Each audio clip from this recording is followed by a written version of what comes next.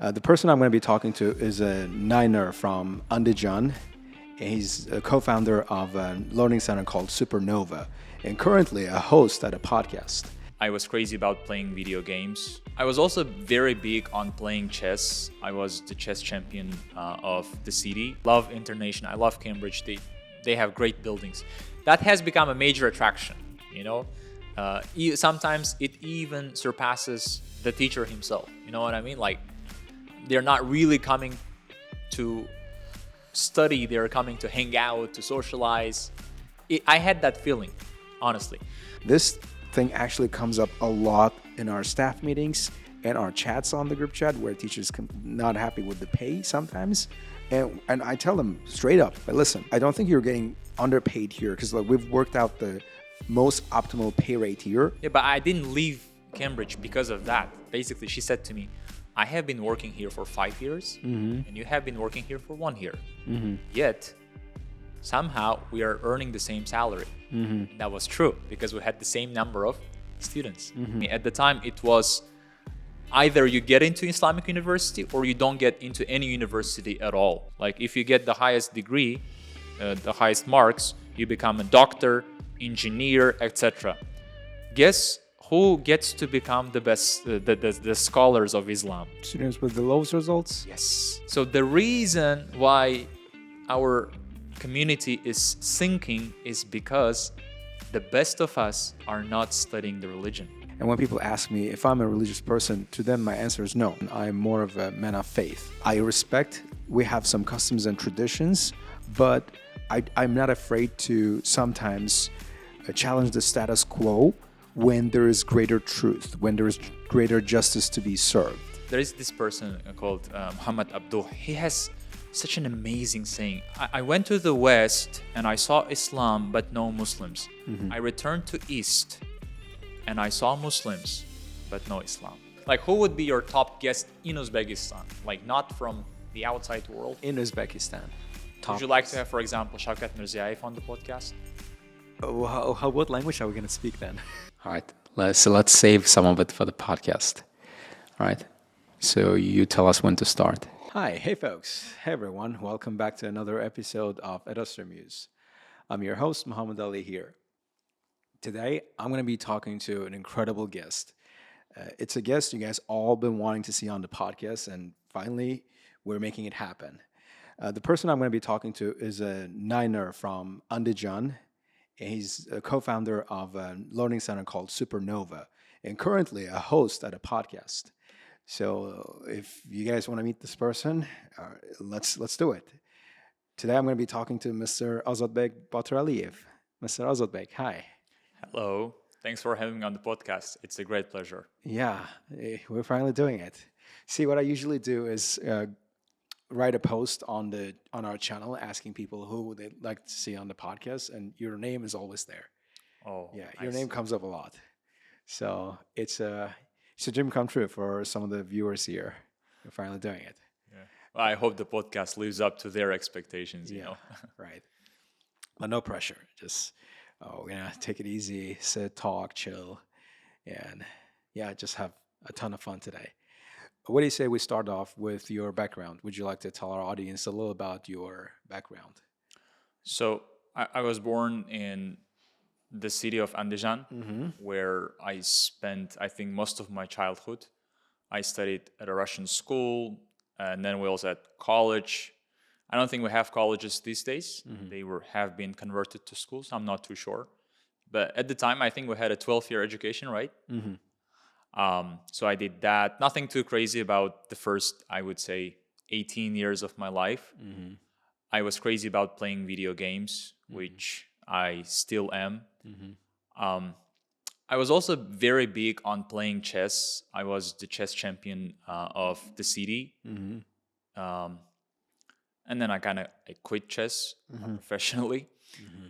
I started learning English in 2014, and within about 2 years, I got my first IELTS. At the time, it was overall 7.5. So I started teaching a little bit. You know, I had a couple of students at home, all of whom have, graduated already universities, and they have like, found their place in life, let's just say. And then I moved to Tashkent. So that basically sums up, I think, my background. Like, again, nothing too crazy about that. Yeah. I really wonder what life is like in Andijan. It's a valley region, right? So what is the place like? I've never been to the valley.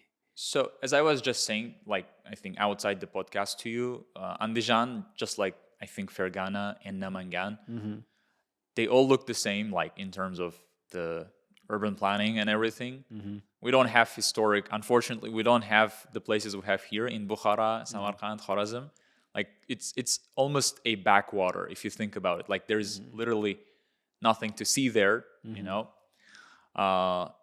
and that's a problem because people rarely go to the valley, and I think they miss out a lot in terms of meeting the people there because the people are incredibly hospitable. You hear, I'm sure you heard some jokes like about the people in Andijan. I'm not too sure though, but they're just, I think, the most hospitable people in the country. Yeah, there are even songs about it, about how hospitable people are in Andijan. Yeah, Ozodbek and Ozodbek. Yeah, and you guys are incredibly polite to everyone. Yeah, because they say Chaqaloq noham sizlashada anjan jasiga. Because if you go to Tashkent, it was a big culture shock to me. Everybody was talking to me, san, and I'm like, you don't know me. Like, why would you say san? You should say sis. But I guess it's normal in other places to call someone who's younger than you and to address them by their first name. But this is completely not the norm back in Andijan, So, so you guys literally use the respectful version of you in Andijan, even with people younger than you. Yeah, regardless of their age, I would say. But then after living in Tashkent for 6 to 7 years, I got used to that, and I started, doing the same to people in Andijan, and they may think it looks crazy. In terms of the nature, again, we have some places, like you have this smaller city called Khanabad. It's just very luscious, full of trees, and they do this big concert there. It has become a sort of tradition. Something, I don't remember the name, but Dunya or something. They invite all these big singers there, and they have this huge gathering. But again, it's just like any Uzbekistan city other than Tashkent, Bukhara, Samarkand, and Khorazm. Nothing too crazy again. So, at what age did you decide to move to Tashkent, and what was the reason for that? So, as soon as I finished high school, I took a gap year actually. At the time, I applied for INIAS, and I did get into INIAS. So, what is INIAS for those people who are from around here? They don't know what INIAS is. So, break it down for them. Back in Andijan, we only have 4 universities. You have. And INIAS is probably the biggest one of them. It's the University of World Languages. So they teach philology and languages. So it's the hardest university to get into. And actually, all local universities are kind of hard to get into because you have you have only 100,000 spots at universities. Did I get the numbers wrong? But I'm sure the ratio is 1 to 10, like at least. You have 10 people who finish school, and you got only one place at the university. So you have that problem. But anyways, it was really difficult to get into INIAS, seeing as I didn't really study other subjects. I got 15 out of 30 questions. At the time, we had 36 in the Russian test. But it was just pure guesswork, because the tests, they were incredibly difficult, and you had to do a lot of memorizing, and it was just all stupid. Like, I think any sane person wouldn't really study these subjects unless they actually really wanted to study at university, because it doesn't really add anything to your life, Memorizing all these tests and the grammar rules is just so boring and repetitive. But anyways, I didn't study there, and my parents were against me going abroad, I guess. My father especially, but now he kind of he's changed his mind a little bit. So I moved to Tashkent to start working there. I landed a job with a small center called Get. It wasn't like a famous place. However, now it is, because now they kind of merged with the IELTS zone, and the director of my study center and the director of the IELTS zone, they were really close buddies. They still are. So they decided to sort of merge. And now it's a huge learning center there. I worked there for 5 or 6 years, as an English teacher in IELTS, obviously. So how old were you at the time when you started working as an English teacher at that learning center? At that learning center, I think I might have been 18. I'm not too sure now. So yeah, as soon as I finished high school, basically, I started teaching at that center, So like taking a gap year and working. Yeah. I see. Right.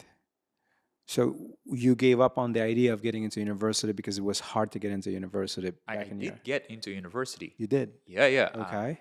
I just decided not to study there because staying in that city with all my love for Andijan, in that university is something you only do if you don't have any other options. Like if studying at Tashkent is not in the discussion and going abroad probably also isn't, so you kind of settle there. It's not something people aspire to do.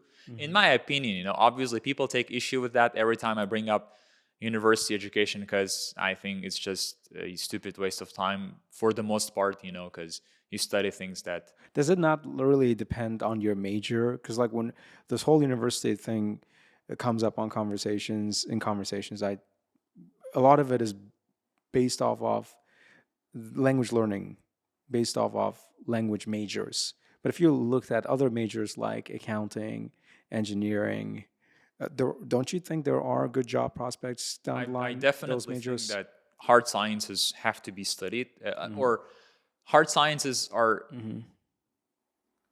I don't take issue with that, but if you major in liberal arts, in Uzbek local universities, that doesn't lead to anything meaningful. Yeah, so that does not make those universities bad per se. It's just about the major, you mean? Yeah. Yeah, but also you have disproportionate number of students majoring in something that does not directly contribute to society. So why would you study American literature, and how are we going to apply that knowledge to make Uzbekistan a better place? The 2 and 2 doesn't add up in that case. In my opinion, again, my mom actually works there, So if anybody thinks this is disrespect, this is not, because I wouldn't be. But anyhow, obviously healthcare, you have, as you said, accounting. There are some legit degrees. I do think as an institution, universities are a nice thing.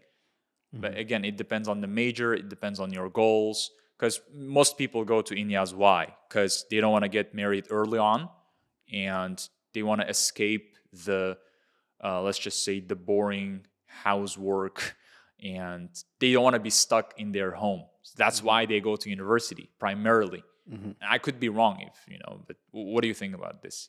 Yeah, what I was trying to do was to get people to look at the other side of the coin, which is that university does provide some useful experience. You network, you meet people, you throw yourself in different situations, take up challenges, grow as a person academically, and then possibly professionally if you get lucky and can land a job. So throwing university under the bus just because of some majors that have got a bad rap is probably not the right way to go about this discussion. Absolutely not. That's not what I'm trying to say. I mean, I did graduate university myself, and it was definitely the best period in my life. I got to make so many new friends, and as you said, I learned a lot, there. It was just my own line of reasoning why I didn't decide to stay there. Yeah. Okay. So I wanted to up my game, let's just say, by moving to a bigger city, and I had different goals. So that was my own move, So where did you go to university in Tashkent? In Tashkent, after taking a gap year, I applied again to a couple universities abroad. I was admitted to them, and in places I got a full scholarship.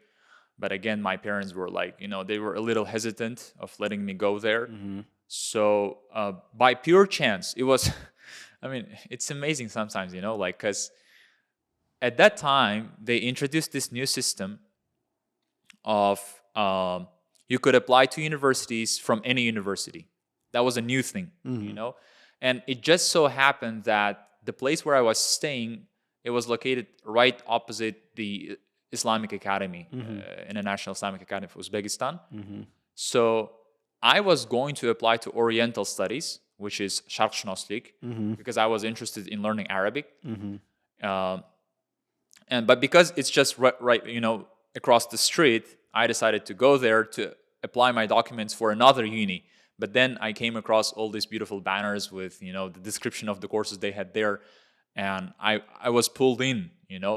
So it was like on the spur of the moment, I decided to change my mind and not to apply to Sharqshunoslik, which was a big risk because while applying to Sharqshunoslik, you could choose 3 to 5 major other universities, if I'm not mistaken.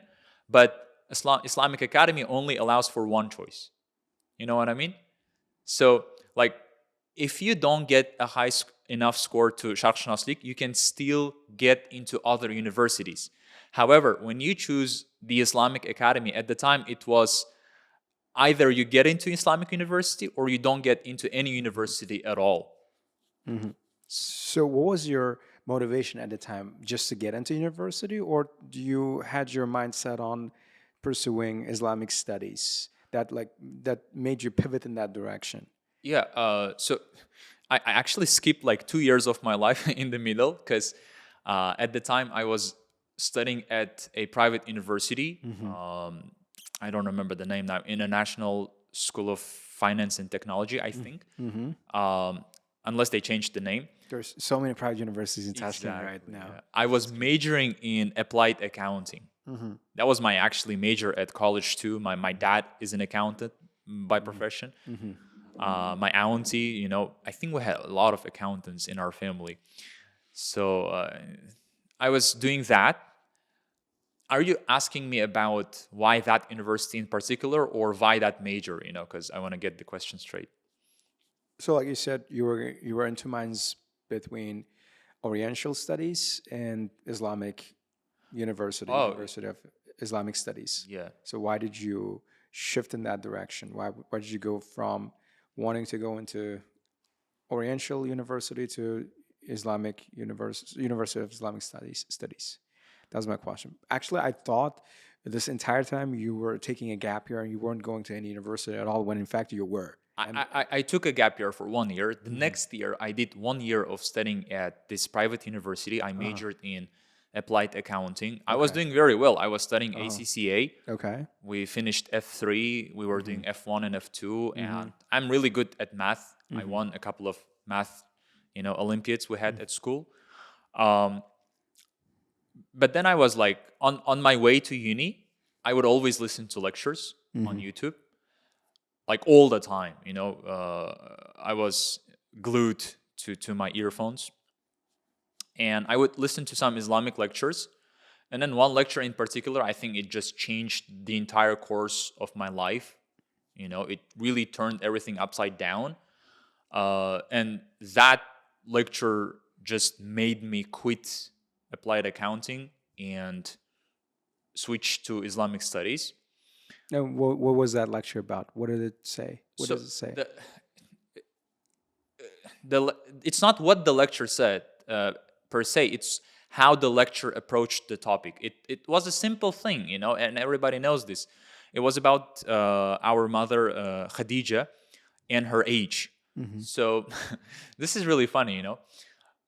When you bring up these topics, people are amazed to hear a second opinion. They are amazed to find out that there exists a second opinion, because a lot of the things they just take it as a fact, when in fact it's not a fact. It's a controversy. It's so you have all these disagreements. But anyhow, that lecture said a lot of people think Khadija, when she got married to Prophet Muhammad, peace be upon him, you know, she was 40. But in reality, she was 28. And I was like, whoa. The sources I've read also say she was older, much older than our prophet. Is that not true? That's the thing. So the Prophet Muhammad was 25 and Khadija was 40. That's the mainstream opinion. That's So popular, in fact, that if you say anything else, then He gets stoned. how dare you? You're an ignoramus, like. So, but anyhow, they bring up these other sources, and they mention here you have someone in the family of Khadija saying a lot of people think she was 40, but in reality she was 28. And then they also back up this claim by bringing scientific evidence, because Khadija had 5 children, and it's what is more likely, to have 5 children after you're 40, or to have 5 children after you're 28, because fertility rates decline dramatically once you actually become 40, so the whole scientific data we have would lean towards her having gotten married at the age of 28, and it's supported by textual evidence too. We have the sources there, the book Tabaqat as-Sa'at, and then I was, again, it's not the age. Now you could say 40, 28, not a big deal, but the fact that you have this critical look at history, and people actually question history. When I was coming here, I was reading about Ibn al-Haytham. Ibn al-Haytham is a major scholar who pioneered the scientific method, the experimentation, the scientific skepticism. He got locked up in a prison, and he was experimenting with the lights and everything. We owe the entire science we have to that guy, because he came up with the whole experimentation thing. And he says he has this line in his book about the book of optics. He says, when you learn something, become the enemy of what you read. Like whatever book you're reading, always approach it with skepticism. Question it. Like, do not just take everything you hear for granted. Yeah? And so that rattled me, that revelation that Khadija might not have been 40, she might have been 28, and it makes more sense, not just academically, but also scientifically. Yeah? And some ignorant people will say, well, it could have been a miracle. It could have been a miracle, but if it was a miracle, then we would have some kind of indication that it was a miracle, but it's just your inference, But anyhow, going back to the topic, I went home and I had this book called Islam Tarikh, written by obviously our prominent scholar, Muhammad Yusuf Muhammad Sadiq. And you know what? There is this very interesting line. It's so amazing, because Muhammad Yusuf was a major scholar. He single-handedly revived Islamic literature in Uzbekistan. He wrote thousands of books. Yeah, he has this line. He says, Khadija at the time, according to a popular narrative, was 40. Now look at that. If someone reads that, they don't really pay attention to that. What do you call the vodная слово, vodная часть, like the subordinate clause according to a popular narration. What does it mean? It means it's not a Fact. Yeah. It's not a fact. So I was just, wow.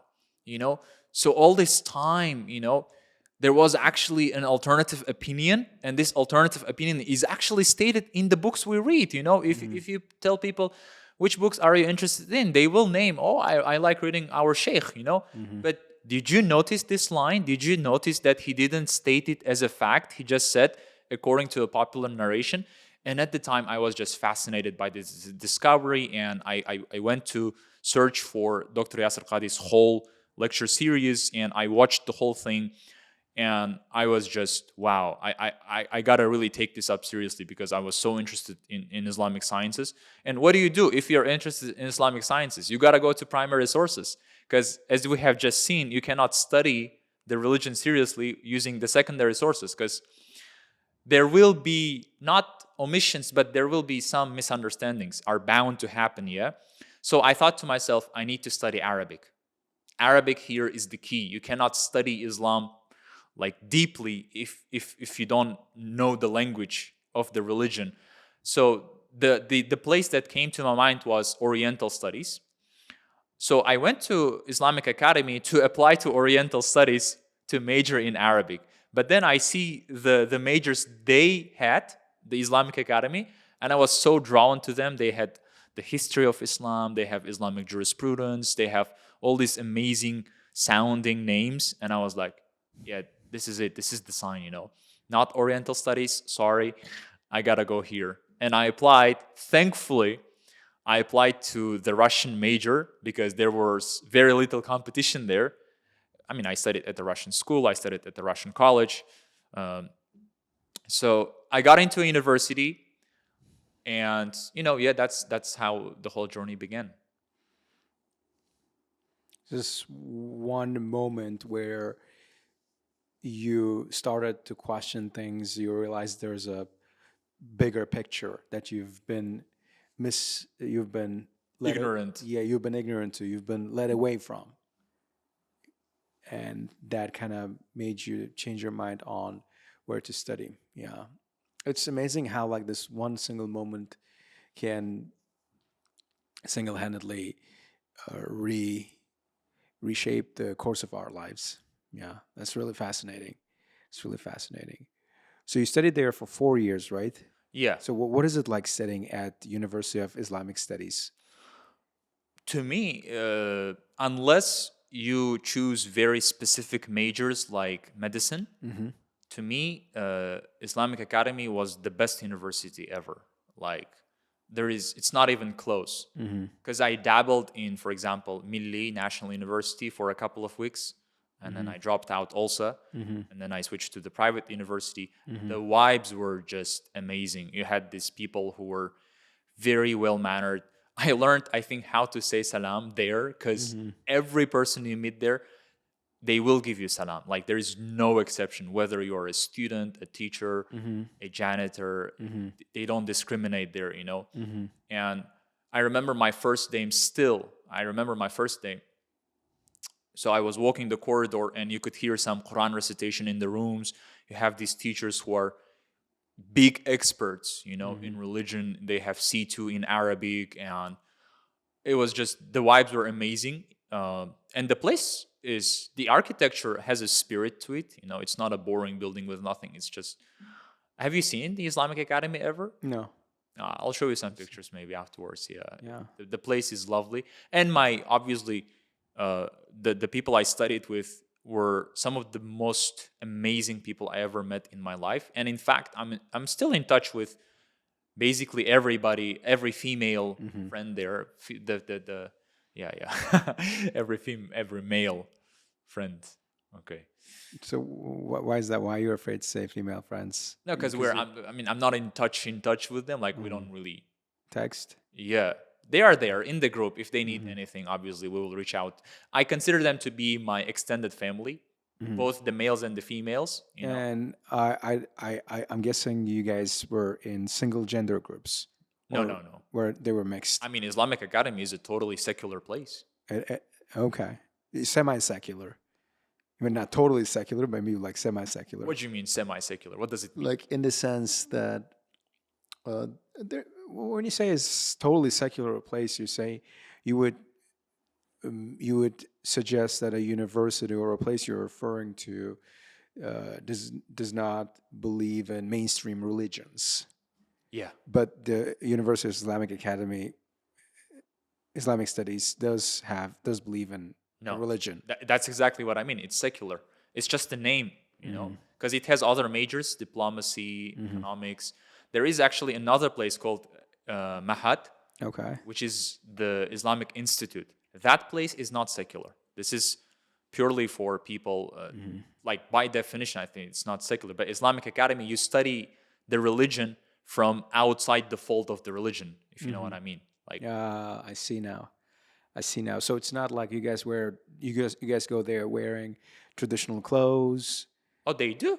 Like 95% of women there wear hijabs. But it's not an offense if you go there not wearing a hijab. Oh, yeah. We do have some people who come, for example, in skirts. And that's totally fine. I mean, yeah. I mean, by you mean the law of the university? That's, policies. If anything, it's only encouraged, to come dressed that way. Yeah. Oh, really? So you mean like your university, University of Islamic Studies, encourage Not my students to university per se, but the politics and the No, I'm talking about your university in it's particular. part of the system. So generally, they encourage that kind of dress. Modern dress, not traditional dress, Yeah. right? Okay. But people still like. I mean, we had 13 girls in my group, and 12 of them were covered in hijab, which to me was such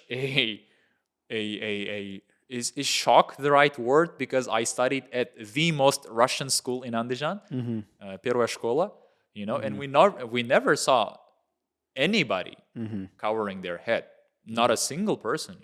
From that you go to Islamic again, it was a little bit of a shock, but obviously for me it was like a pleasant surprise. Yeah. But yeah, The part that I'm really interested in is where you said that you guys studied Islam, religion, outside the scope of religion. You looked at it you studied it in a more scientific way. Is that what you meant? I mean, that's the definition of With not necessarily subscribing to a particular belief or faith, and really questioning literally everything. yeah, that's Okay. exactly what it means. So Oriental studies means you study, but without subscribing to that belief system.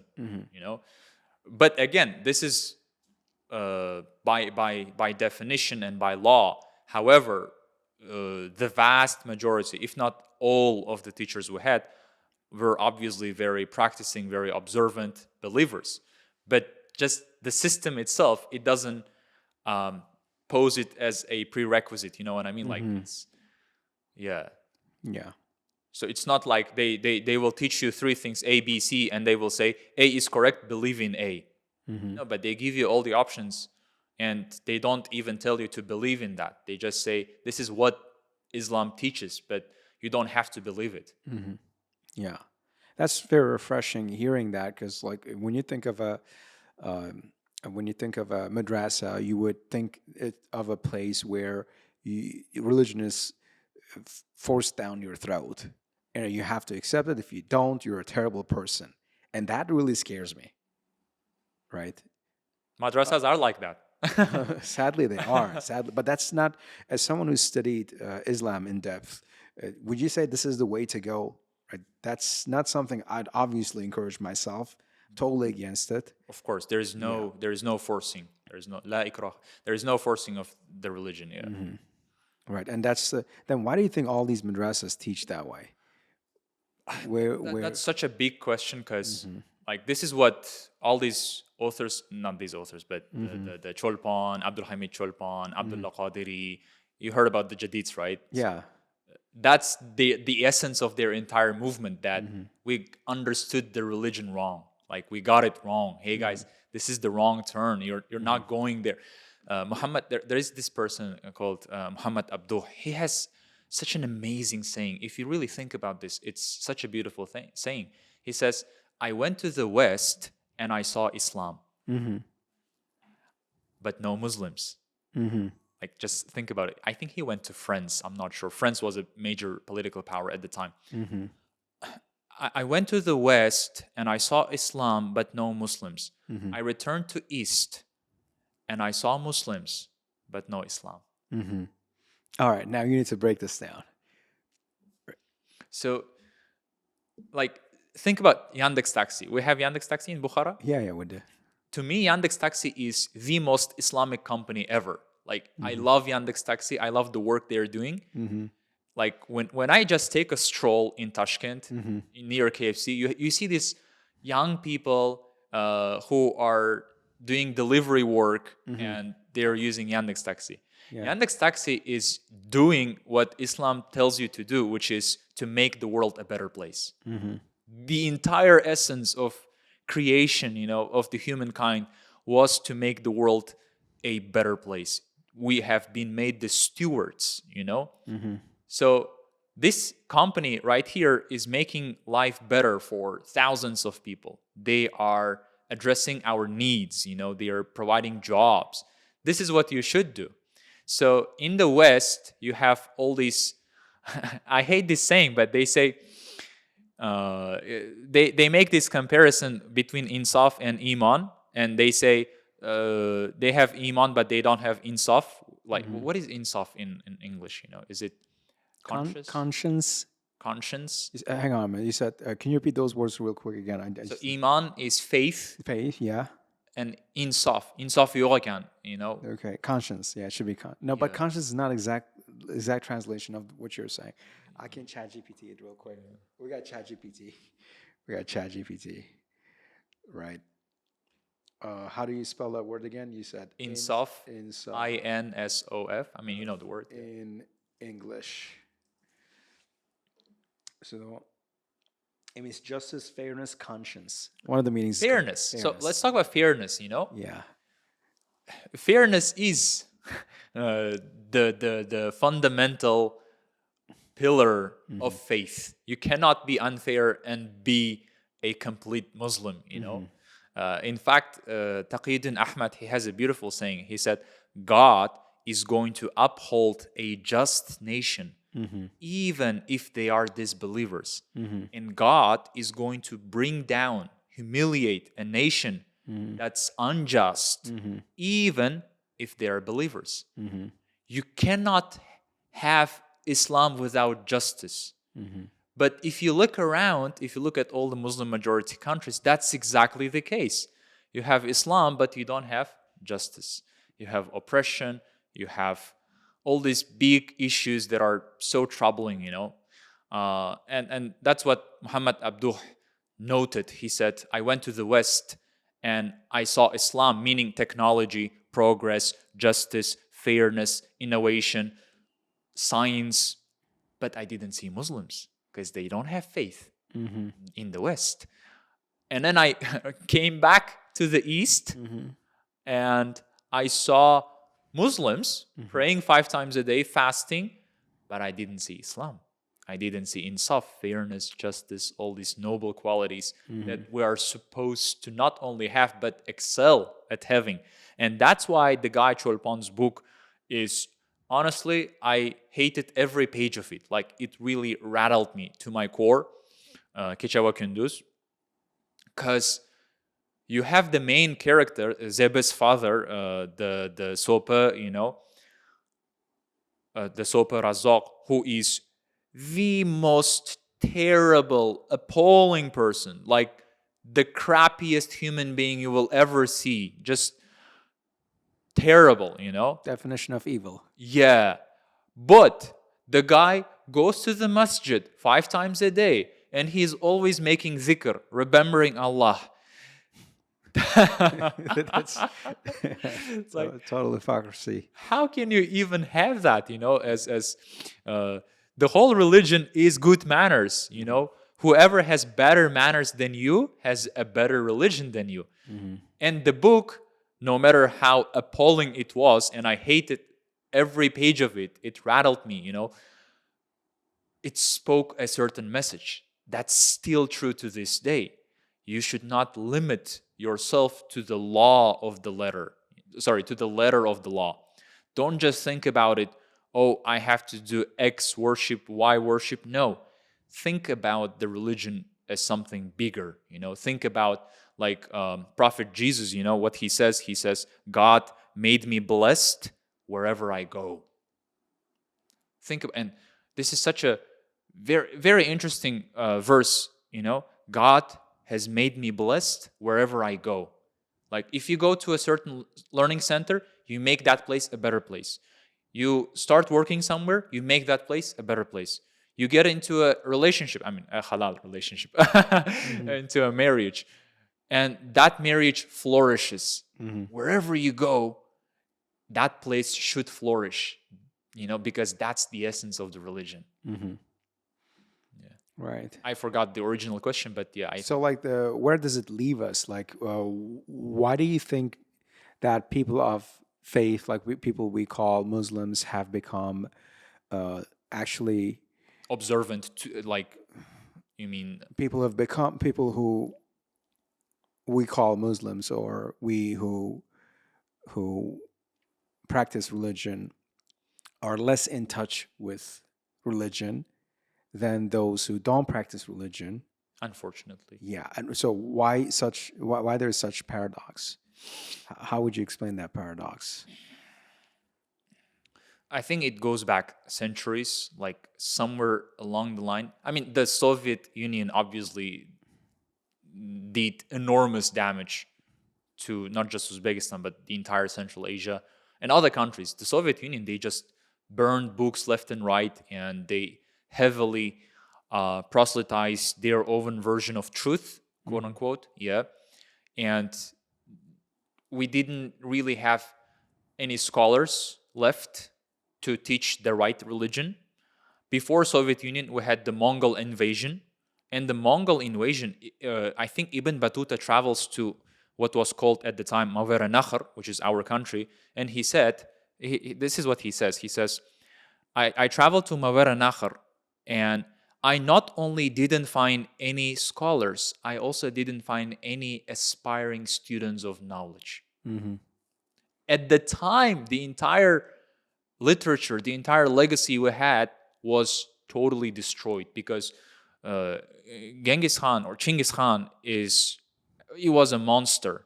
He killed 15% of the entire population on the planet, and he burned down, like he destroyed the entire libraries we had in Baghdad. Baghdad was known for its books, the whole rivers became soaked in ink, they turned black.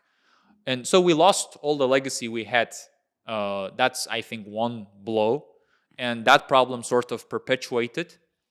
And then you also have the lack of forward-thinking scholars.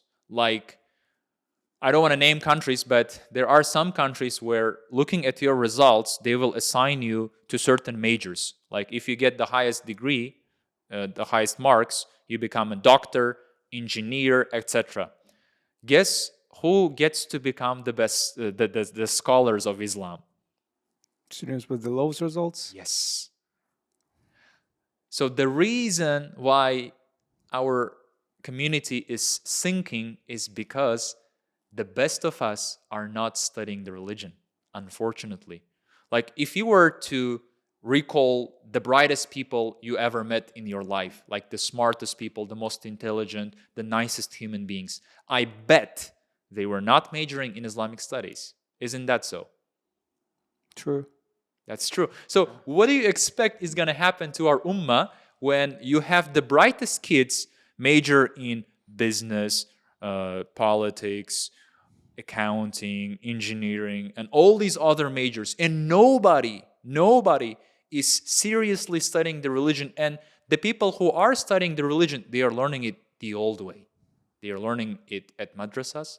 They are learning it at these traditional universities where you had problems like when Napoleon, I'm not sure how to call his name in English. Napoleon. When Napoleon invaded France, the guy was really shrewd and cunning, He pretended to like the religion of Islam. Mm-hmm. He pretended to be an admirer, He even concocted a name for himself, a Muslim name. But when he invaded Egypt, which is the bastion of religious studies, you have the most famous university of Islam there, Al-Azhar, the number one place. With that, it's not even close. You know what the scholars of Al-Azhar did? They locked in and they would read Al-Bukhari. And that's just so off. You are the leader of the community. People look up to you. They obey you, You are the community shaker. Your country is under attack. Imagine, God forbid, someone invades Uzbekistan tomorrow, like Russia or China. They come here with tanks. Can you imagine the most important figures in the community just locking themselves in at university and reading books? Totally. This is what the religion teaches you? That's not exactly what religion teaches you, but when you're under attack, your survival instincts kick in. So you look for shelter.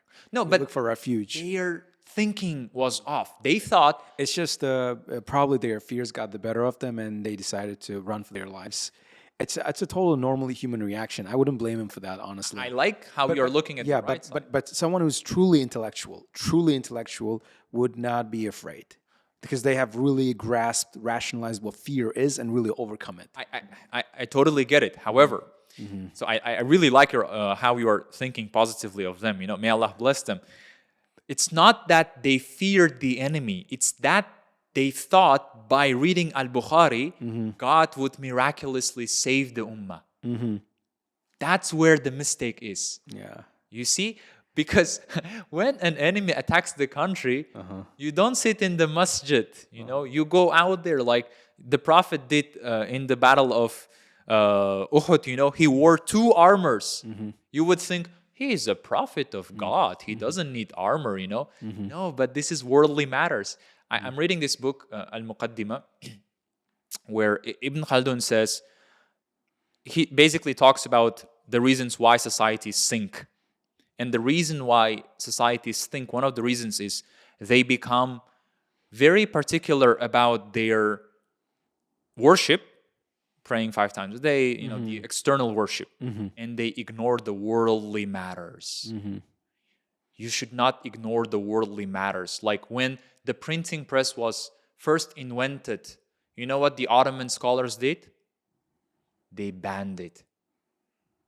Like, that's why the Ottoman Empire collapsed. The Ottoman Empire was one of the most magnificent empires in the history, not of Islam, but in the history of humankind, period. You know, it was the longest standing empire in the world. It conquered Istanbul, you know. But the printing press was invented by Gutenberg, I think, and the Europe totally endorsed this new invention, and they started producing books en masse, you know. Literature spread, science spread, knowledge spread. The Islamic Ummah, you're not allowed to have the printing press. For, I think, over a century, I'm not too sure, it was not allowed to print books. What do you think is going to happen, you know, when knowledge is spreading like wildfire in Europe, and in Ottoman Empire, people are still manually copying the books. We're going to lag behind. There is no other way, you know? And because these scholars were not forward-looking, they didn't, I think, appreciate the importance of having worldly knowledge. They did that, and within 2 centuries, the Ottoman Empire became the old sick men. They were so lagging behind when Europe, Napoleon invaded some of these countries, you know, people, you had these warriors, again, very brave, very courageous, but with swords, trying to defend the country against people with rifles. You cannot. It's a losing battle. You cannot defend such a country. You cannot defend against such an attack with swords. Why don't you have the rifles? Because you don't have technology, because you don't have knowledge, because you don't have scientific progress. So I think it really went really wrong in a couple of key moments in history, and it's still going in that direction unless I think more brighter people, forward-looking people, actually, you know, do some kind of change. So then, what is the right way to go about better understanding Islam? What is the right way to go about it? Is it through the lens of skepticism, or is it through traditional thinking and studying? Is it through exploration and travel, or is it like a blend of everything? So like, how would you go about explaining or someone who's trying to get a handle on Islam? How would you go? What would you recommend they do? I think you do what the religion tells you to do, which is to think and reflect. And that's missing. That's totally missing. And where does it say that in religion, think and reflect? I mean, Abu Hanifa had this debate with Christians, and he said to them, your Bible never tells people to think. And the Quran, like every page has such a verse. Don't you think? Don't you reflect? Don't you ponder? In fact, one of our scholars, pious predecessors, was asked, you know, every book has a title. So here, this book will have Tap Your Inner Power and Create Your Life's Work. This is the heading. So he asked, what is the heading of the Quran? You know, what's the core message of this book? And he recited this verse. He said, this is a blessed book we have revealed to you so that they may ponder over its verses, and so that the people of intelligence may reflect. This is the core message of the entire Quran, and we are completely ignoring this message, which is to think and to reflect. Don't limit yourself to the law of the letter. Think about the wisdom, you know, why we have... I think in one of your podcasts you said something about fasting, that it helps to, what did you say, curb your animal instincts, or what was that? Yeah, something along those lines. Yeah. One of the wisdoms, right? So think about the wisdoms. Don't think about the law. Think about the maqasid al-sharia, like the bigger goals. And there are quite a few, you know. Protect other people's life, protect their reputation, protect their money, don't cheat. And you have all these maxims like that are so commonsensical, but you just have to sit down, you know. We have this ruling, what's the wisdom behind this ruling, you know? And am I actually fulfilling that wisdom? So one time I was in the masjid, and I was a little late to the prayer, you know, and I saw some people just running, you know, and you're defeating the purpose. You are not supposed to run to the prayer. You are supposed to rush to the prayer, but the rushing is spiritual, you know. And I actually got into a debate with one of the people there. There was very little space left between two people, and he pointed at me and he invited me to that space. So I said to him, it will be very difficult for me to concentrate. It will be very difficult for me to pray in that little space. The guy actually waited for me, and he's a very sincere person. Turns out he's my neighbor, you know. And he started giving me a lecture about how what I did was wrong. I flipped, you know, I did the Uno reverse on him, and I started lecturing him about why I didn't go there, you know. Because the point, I mean, I'm getting too technical here, but just don't limit yourself to the letter of the law. Think about the spirit of the law. What is this law trying to tell you, you know? Yeah. Think, ponder over verses, reflect. I think that this is what's missing really from our lives. But like at the same time, you have to keep in mind you run the risk of transgression when you're too much of a critical thinker. There is a part where you have to believe in the bigger plan, and there's a part where you have to believe in some of the customs and traditions we have without much evidence and proof. So one example is one of the things, like when you pray in congregational prayers, you're supposed to like sit Tied to each other, shoulder to shoulder, right? Yeah. And that always made me wonder why, when people can do it comfortably and there's so much space, right? What's the whole point? And and on second thought, I realized when you do that, you feel a little more connected, shoulder to shoulder. Like maybe that's the wisdom behind it, right? That's exactly the wisdom. I told him that. What do you think is the wisdom behind standing so close to each other? You know, and there are narrations, you know, so that the devil may not come into the raw. And he said, you know, sometimes people like you, they neglect this ruling, and we have to extend our feet so that we fill that gap. And to me, that was the problem. That this guy is so hell-bent on following the law of the letter that he's completely ignoring the spirit of the law. The whole purpose of standing together in that line was to create unity. So that people, like you said, exactly like you said, so that we are a little bit closer to each other and we have our backs in difficult times, you know. Now, my question to you is, by stretching your feet a little more, do you fulfill that wisdom? You defeat the purpose of that wisdom. You're not doing that wisdom any justice. Yeah. it's rather than shutting someone up for questioning why, you got to really try to explain it. That really gets to me, like when people act all Self-righteous. wise, yeah, and self-righteous just because they're a little older than you, just because they live longer.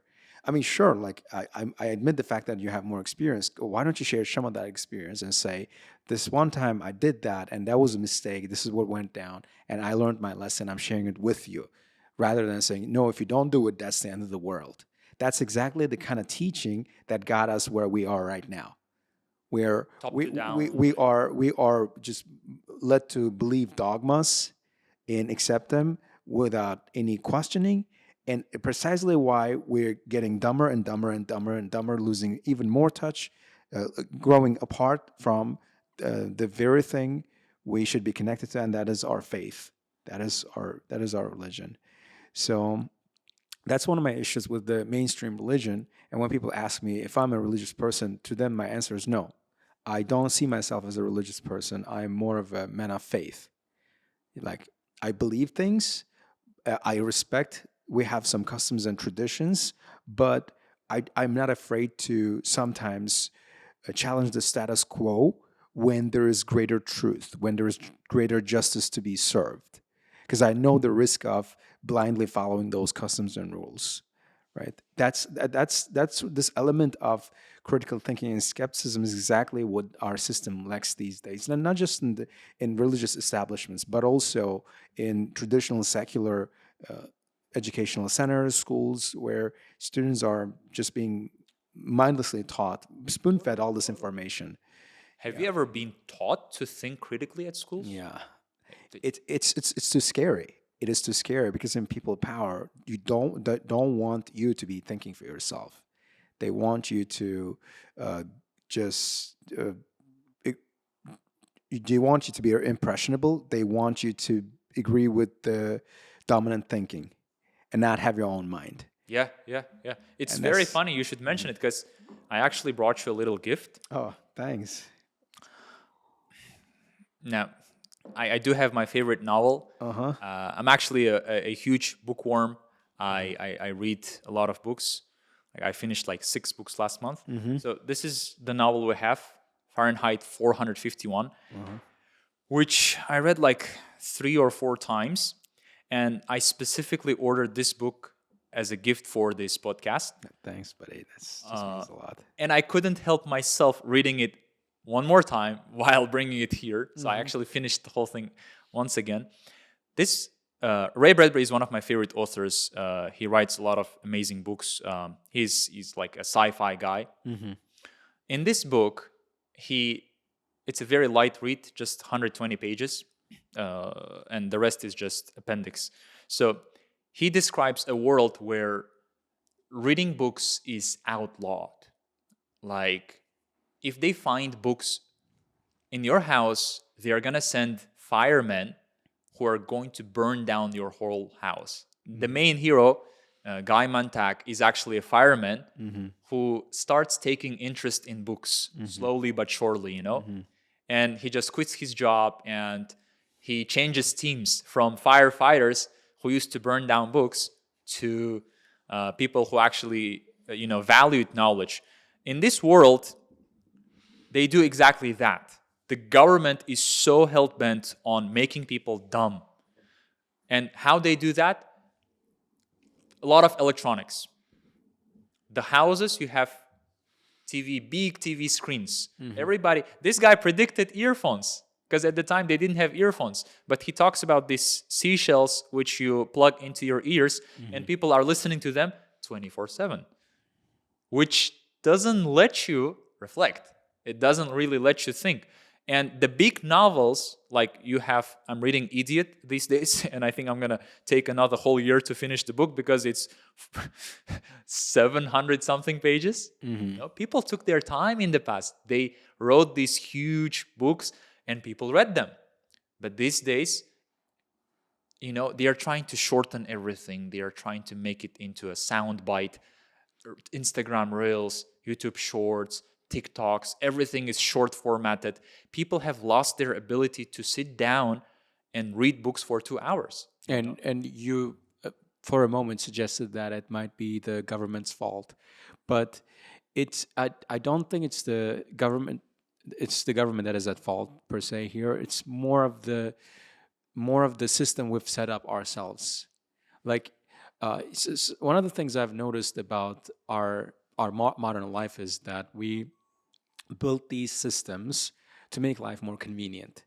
And one of the downsides of having a system, as useful as they are, is that they put you on autopilot. So you get up in the morning, you brush your teeth, you wash up, you have your breakfast, and you go to work, you clock in, and you spend the entire day working, teaching, or accounting, whatever the job is, and then you clock out, you return home, you have dinner with family, you watch TV, you go to sleep, you wake up the next morning, you repeat all over.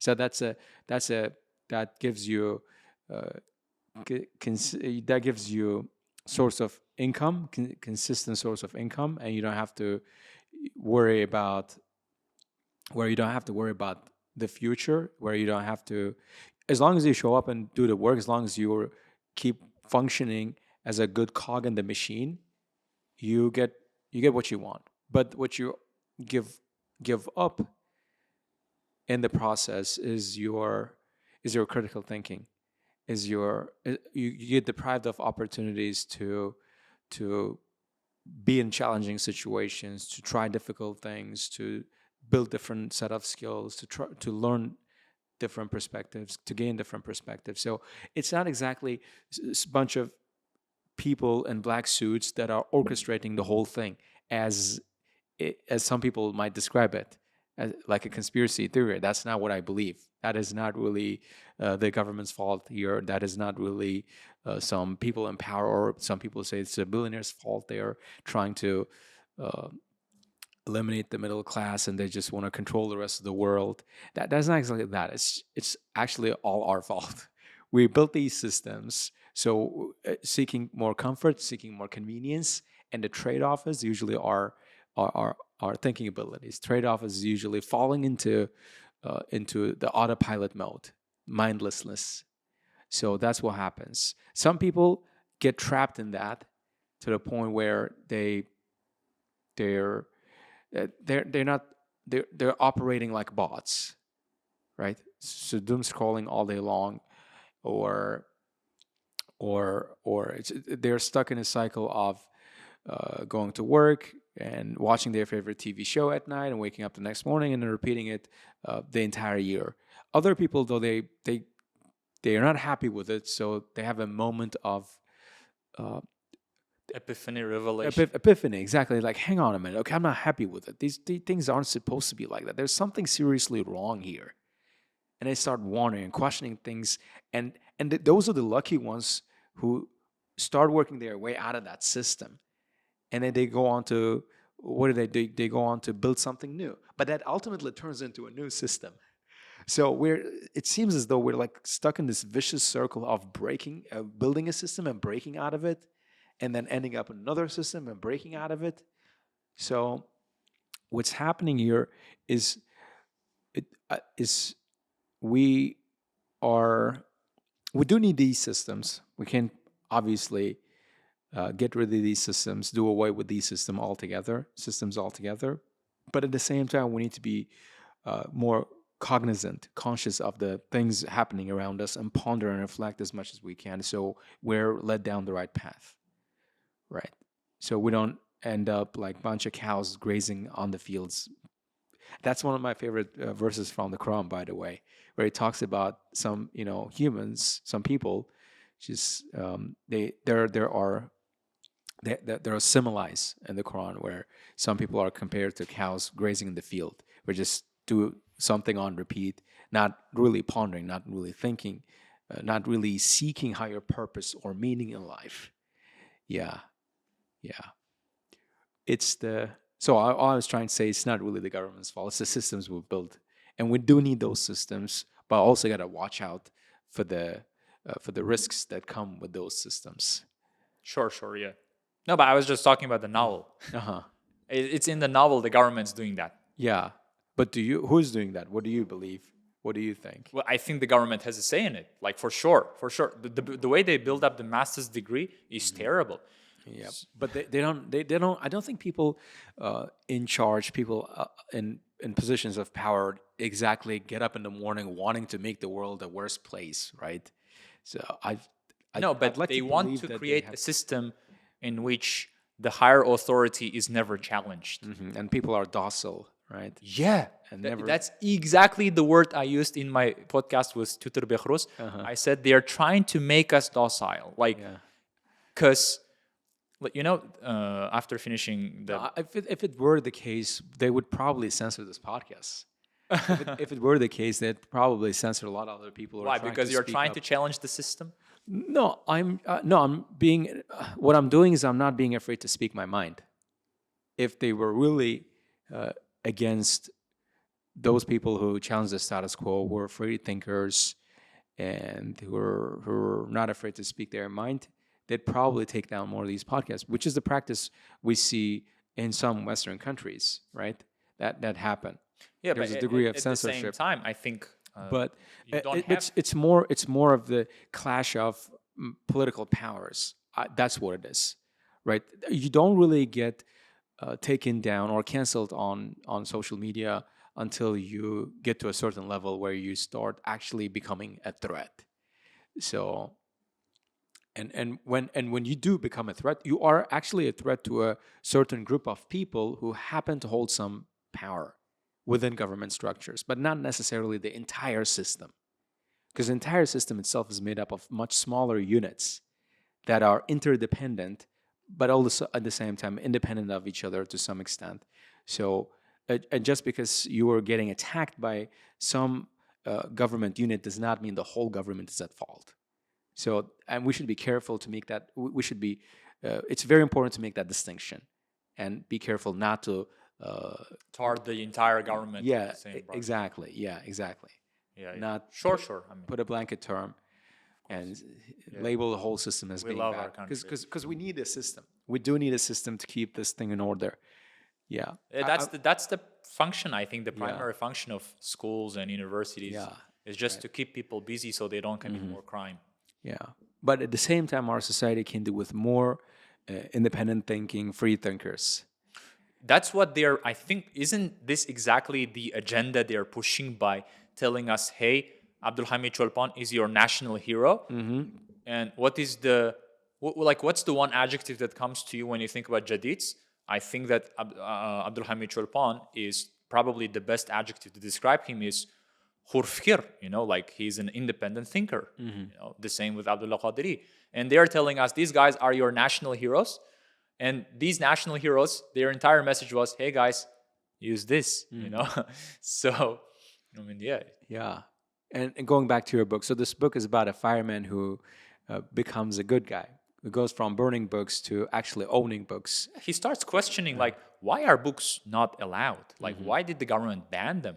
And he meets this amazing person in the book. Unfortunately, we only have like 4 or 5 pages of her in the story, but she's the most central person. It's a girl called Clarisse. She goes to high school. I think she's 17 years old or something. And please don't watch the movie. Please, I beg you. Because the movie is so horrible. Like, I didn't watch the whole movie, but as soon as I saw Clarisse, I was like, the hell is wrong with this woman, This is not the person I imagined in my head. Because she's this lively, vibrant. She's so in love with life, which is ironic because I didn't notice it the first 3 times I read the book. I always thought to myself, this book is about reading books. This is a book I recommend to people who are purists, they never read books. They think reading books is not necessary, and this is the book I would recommend that, hey, read this book, maybe you'll change your mind. So, but anyhow, Clarisse, who is the number one, the most, because what does she do? She likes walking. She likes connecting with the nature. She likes talking to people. She's very far away from technology, Like, she doesn't have earphones plugged in her ears 24/7 like others there. She asks questions. And the most important questions she asks is why, not how or what. Why? And then something happens to her. I think she gets killed, run over by a car. I'm sorry, it's not a spoiler, but something happens to her, she disappears from the story, but she leaves such a huge, profound impact on the main guy. And he kind of falls in love with the idea of being in love with life. This book is about being in love with life. Ray Bradbury, his other books, Vino iz Одуванчиков, Dandelion Wine, the same. He says something really beautiful. This is what he says. Stuff your eyes with wonder. Live as if you would drop dead in 10 seconds. Life is so much more beautiful than any wish paid for or made in factories. This is the whole concept, You don't have to read books to achieve that purpose, But what these books teach us, that is what we're missing from our lives. We're missing a real life. We have become NPCs.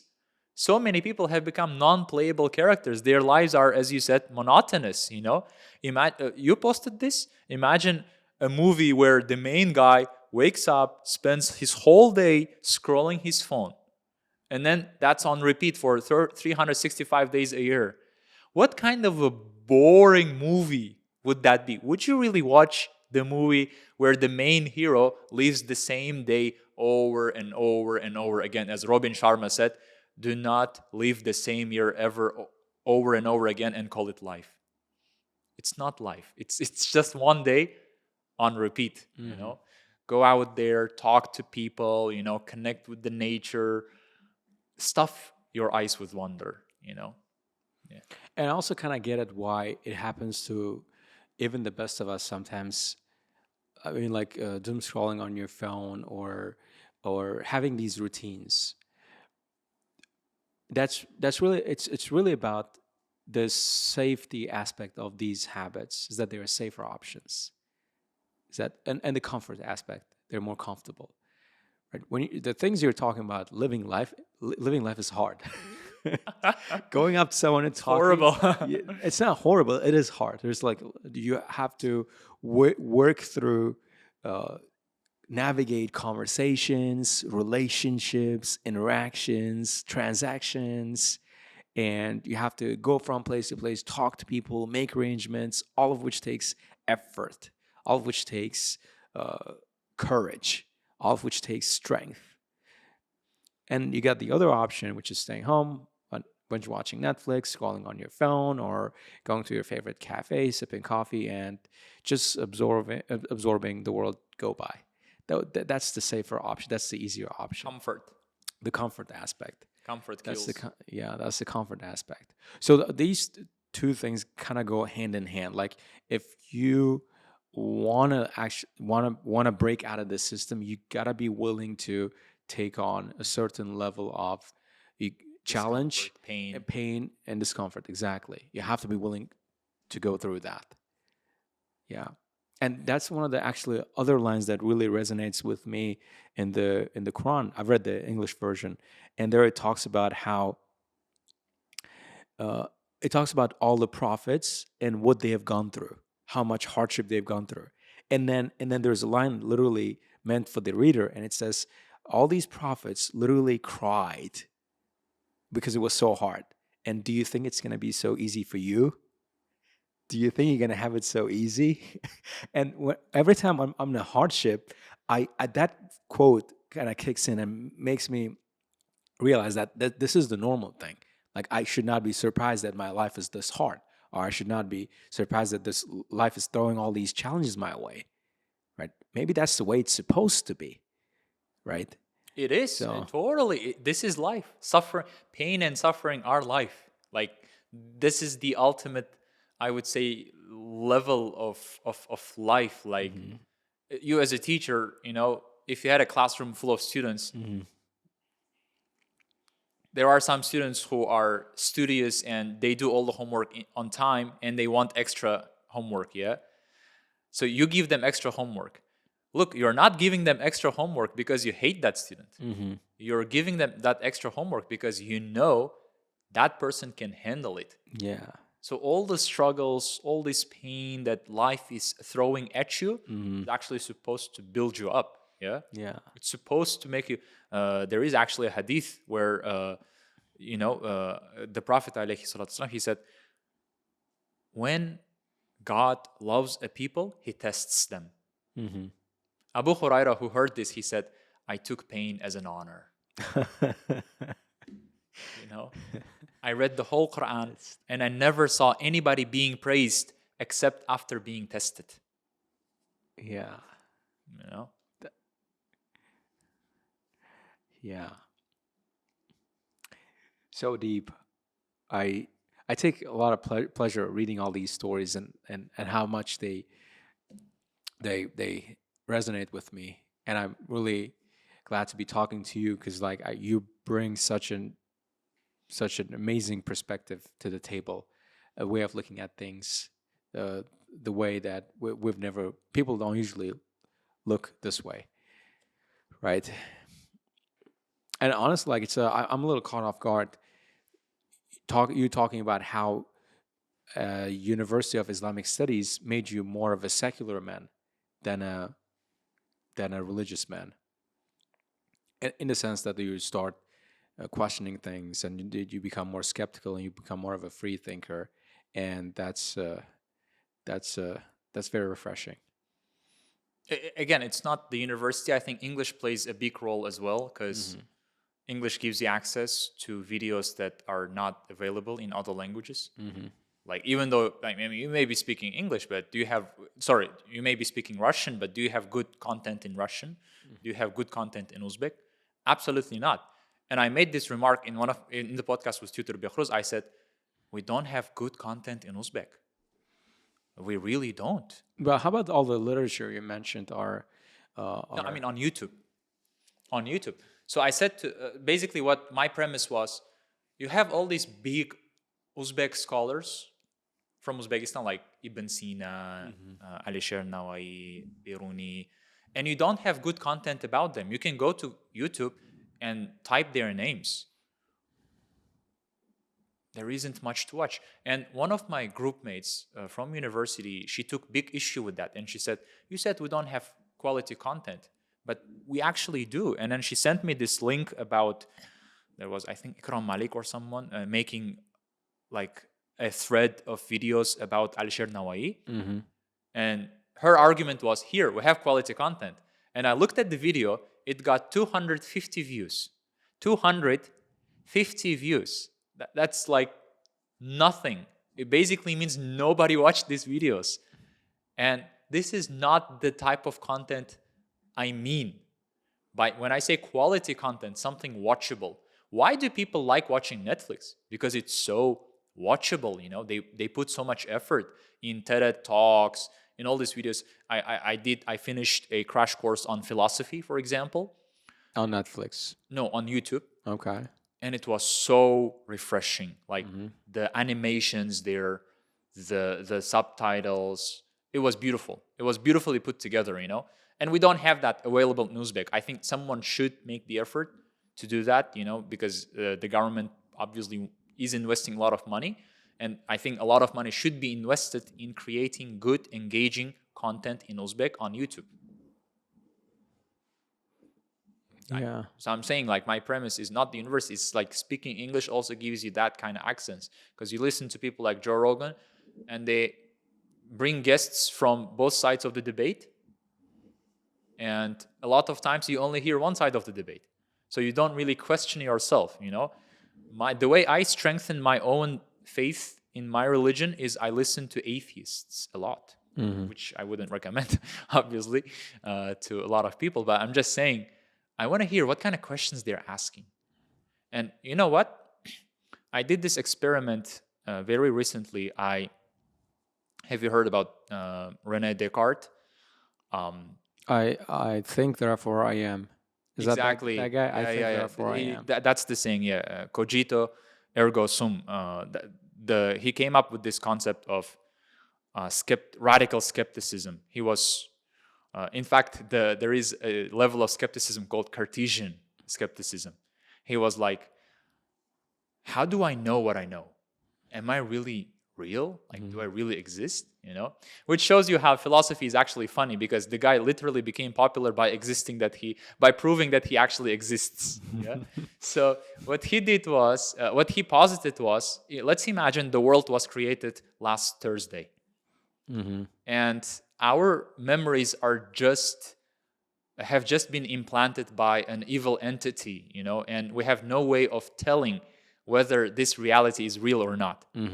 How can I, therefore, make sure that my beliefs are real? And he gives this analogy of a basket of apples, and there are some rotten apples there. Rotten apples meaning rotten beliefs. There is no way of telling which of your beliefs are rotten unless you do what? You take the whole basket and then you spill all the apples, and then you put them back one by one. So he started with the main apple, which is, do I actually exist? So he thought to himself, well, I'm thinking, therefore I do exist. And that was his probably the most popular line in philosophy, which is cogito ergo sum. They say cogito is also fine. So I did that. I took the whole basket and I spilled everything. And I said to myself, Ozodbek, let's analyze your beliefs one by one. Let's just start with the most basic belief about the universe, you know. Is there a God? Did God create the universe? If so, how can you prove it? You know, which religion is true? And I did all this mental gymnastics, you know, of going through all of my beliefs one by one and really questioning them.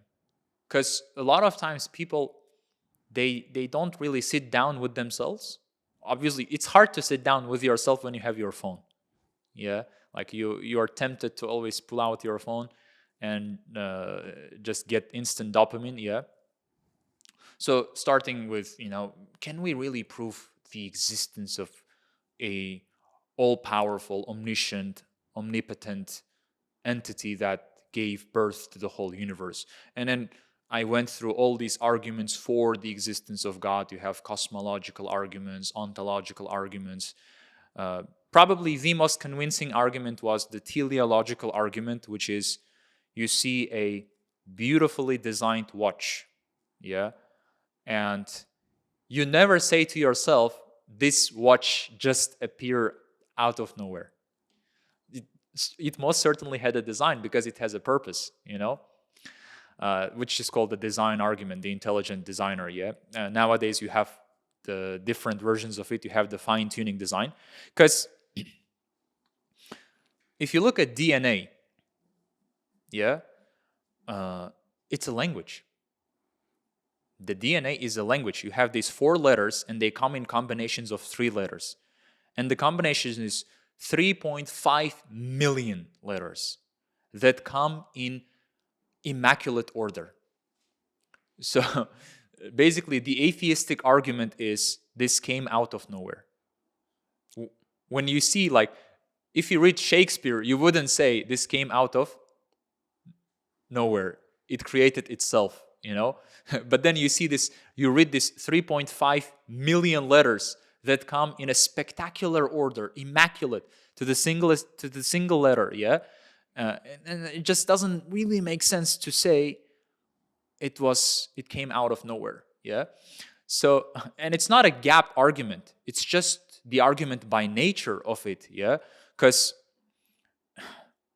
what's the atheistic argument? The atheistic argument is you have a rock that's there. And if you give this rock billions of years, all of a sudden it's going to start living. That argument is so ludicrous. It so doesn't make sense that a non-living organism, if you give it enough time, all of a sudden it's going to start living. Like, can you imagine a rock that just sits there for billions of years and one day it starts, you know, life enters it. So you have this code of the DNA, 3.5 million letters, which is what systems biology deals with, yeah? And who put this code? Because how does life replicate? For you to produce life, you need a code. Without the code, you cannot produce life. But Who gave the first code? How did the first living organism came to be? So all these questions, I think, I couldn't conceive of the whole universe coming out of nowhere. And this is exactly the Quranic argument. Do they really think nothing created them, or they came out of nothing? That didn't really make sense to me. And then you come down from the existence of God to, which religion is true. You start eliminating the other religions that don't really make any sense, and then you come to the big question: Islam. Why Islam? Why is it true? Who is Prophet Muhammad? Can you trust him? If what proves his miraculous nature? And then you have these other arguments. You have the Arabs in the 7th century were so backward and illiterate. They didn't have a single functioning government. They were so backward that the Roman Empire and the the Persian Empire, the Sassanids, they didn't conquer the Arab lands. You know why? Because we don't really need them. Why would you conquer that land? There is nothing there. These guys don't have civilization. They don't have technology. They don't have nothing. And within 20-something years, out of that orderless, governmentless society emerges the largest, the most magnificent civilization of all time, completely dismantles, the Sassanids, the Persian Empire, that has existed for hundreds of years. The Romans even couldn't defeat them. But these Arabs who came out of nowhere, out of deserts, they didn't have military training, they didn't have equipment, and completely dismantled the Persian Empire. They took a big chunk away from the Roman Empire. Historically, historians cannot come to terms with this. Yeah, this is just one argument. Obviously, you have other arguments. I don't want to get into too technical here, but I did that exercise. I just sat down with myself and I started asking my questions. Why do I believe what I believe? And it was just so refreshing, because now I not only have the original beliefs I used to have, but they have been reinforced. I'm more convinced in their veracity, and I can defend them. Yeah. If you were to sit me down with an atheist or a Christian or whatever, and we would have a debate, I could hold my ground, which I wouldn't be able to do a couple of years ago, because I was just blindly following what the society tells me, what my parents have taught me, what my school has taught me, So I think it has been a really refreshing experience, yeah. Right. So you went to Islamic Academy of Uzbekistan, where you learned Arabic. Yeah. So the whole reason why you wanted to learn Arabic was because you wanted to see and learn from primary source yourself. Yeah. Not from secondary sources. That part is clear, right? If I was to take up Arabic, what are some tips you have for me if I were to learn Arabic? So I would say ignore the hard parts for a while.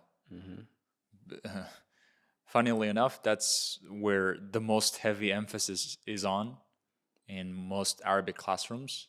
They have this very complicated stuff that's, to someone who never studied Arabic, it's crazy difficult. Yeah, you have, for example, the verb conjugation. Like in English is such an easy language, English is a plain sailing, like it's a walk in the park. Compared to the languages Uzbeks have already mastered, like Uzbek is hard, Russian is hard, Arabic is hard, yeah. So to just give you an example, let's take the word read. What would be the past form of read for all pronouns? I read, you read, he read, they read, the same.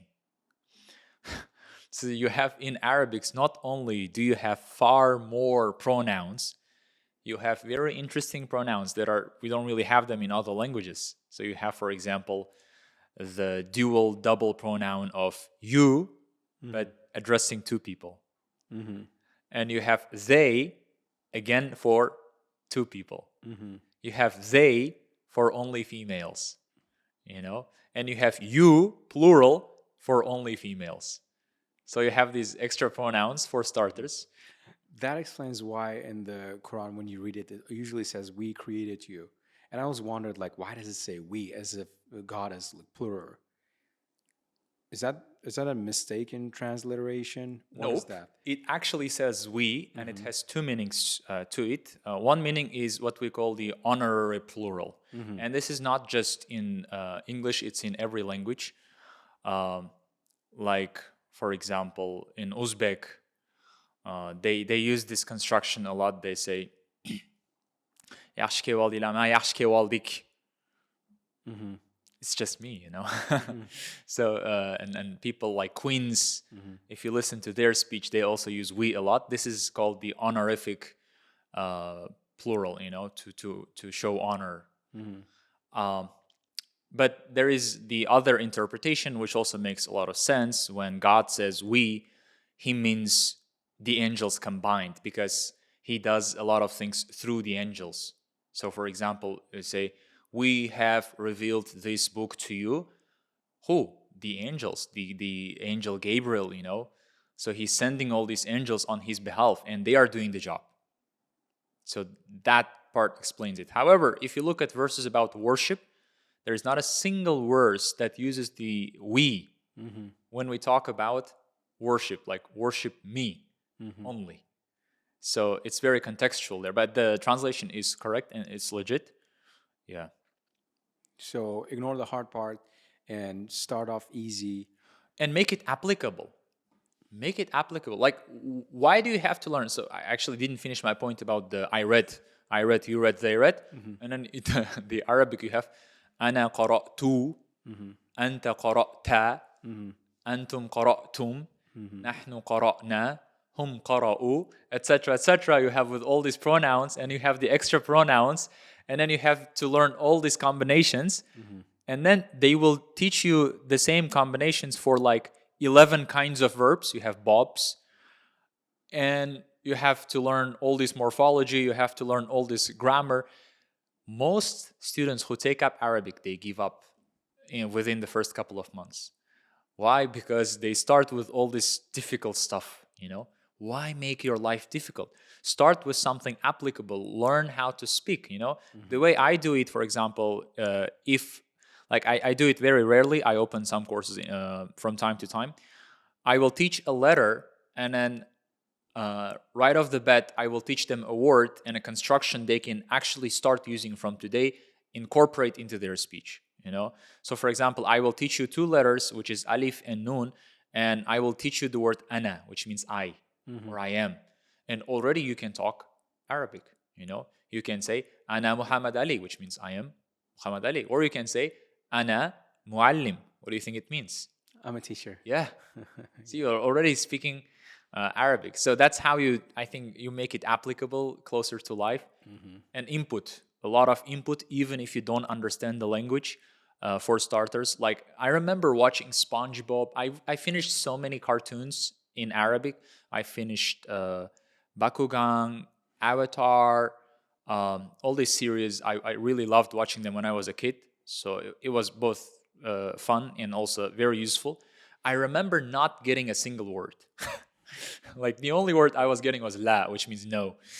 And then the rest of the show was just me trying to figure out what's happening by watching the action, play out.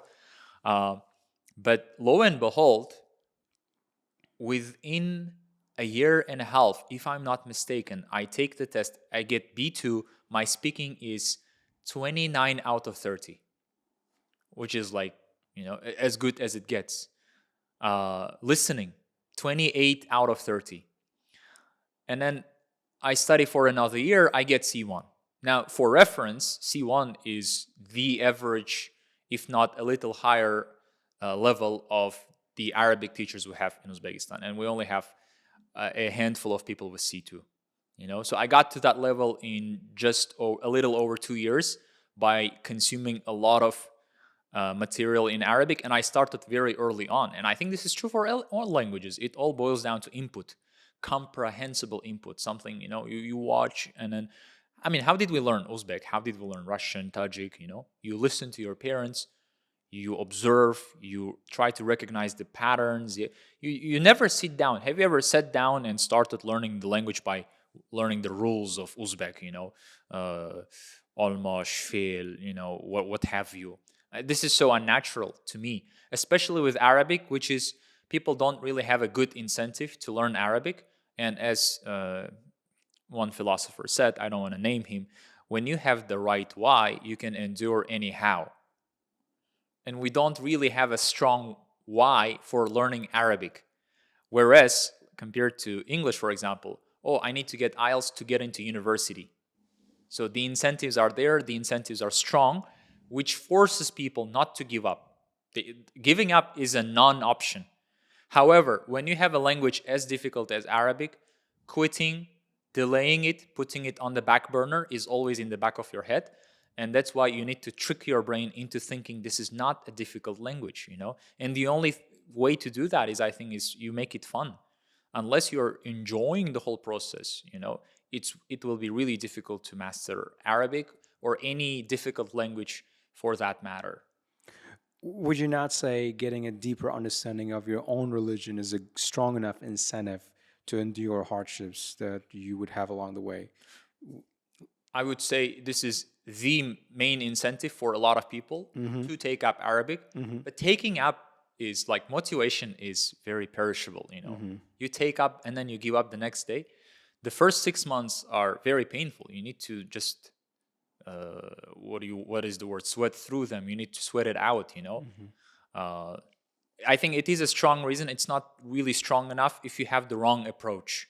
When you have the wrong teacher who is actively making the process difficult, you are going to give up. Like that's. So if I'm someone who wants to learn Arabic, can I possibly do it online without having to have a personal tutor? In this day and age, I think it's possible. It's not recommended and it's not easier. So having the right tutor, I think, really speeds up the process by a lot. And also, Arabic is a language which is very phonetic. Like other remember the discussion we had about your name? And if you add a little sound of K, it totally changes the meaning of the name. Oh, really? Of course. How is Muhammad Ali spelled with K is different from the one spelled without K? So it's a transliteration, for starters. If you go to the original name of Muhammad, it comes from the verb hamida. And the letter there is ha, which is, by the way, one of the hardest letters to master for Uzbeks, How do you say that again? Ha, because they're... No, see, that's a different ha. I'm not saying I'm saying exactly, yeah. Like when you drink like a fizzy drink, you know what you say? Yeah, that's the sound there. So you have 3 kinds of ha. Okay. You have the normal our ha, ha. You have the kha, qat kha. In Uzbek, we do have it, no problem. But when it comes to ha, no, you see, you're scratching your throat. You should not scratch it. Okay. Not. Yeah. Now that's close. Isn't that soft H? Soft. It's not soft H. It's not soft. Don't you see? So it's like you're gasping for air. From here, it comes from here, And you have the other letter, which is also a headache, the ain. Assalamu alaikum. That's really difficult, yeah. But anyway, so you have all these letters, yeah. When you say Muhammad, it comes from the word hamida, which means to praise, yeah. And it's a specific type of praise because you have all these other kinds of praise. You have madh, which is when you butter up someone, when you praise them, but you want something in return. Yeah. When you cozy up to someone. Exactly. And then you have, for example, the shukr, which is thanking someone. Now, you only thank someone who did something nice to you. Yeah. If you see a beautiful car, you don't say thank you. You may praise it. You may say, "Oh, that's a gorgeous car," but you don't say thank you. Correct? But the hamd, it combines the thank you and it combines the praise for just the nature of that entity that you're praising. So Muhammad means the praised one. And it's a quantitative praise. You said quantitative, Praise. quantitative. And this is Because you like- have the qualitative version of it. yeah. It's another name, Ahmad. They both mean the same thing, the praised one, but Ahmad refers to quality of the praise. And Muhammad refers to the quantity. There is not a single person who is as praised continually, every single second, as the name Muhammad. Yeah. But when you say Muhammad, when you add the Kabib type of K there, the verb, the root letter of the verb turns to Khamid. You have the verse of فَإِذَا هُمْ خَامِدُونَ. Khamid, to put out something, to extinguish something. Like that small change in the letter, it's changing the entire meaning of the word, So it's changing from someone praiseworthy to Someone extinguisher. who's being put out, yeah.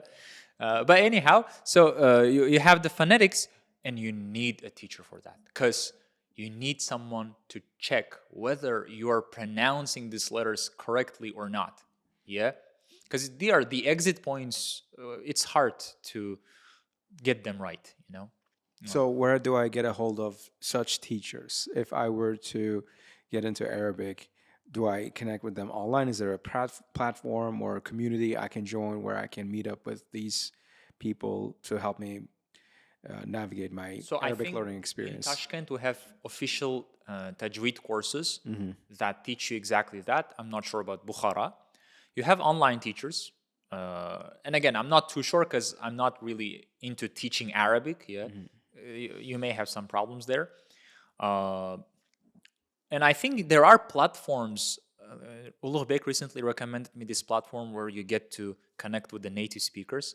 I used to do that, but not when I was a beginner.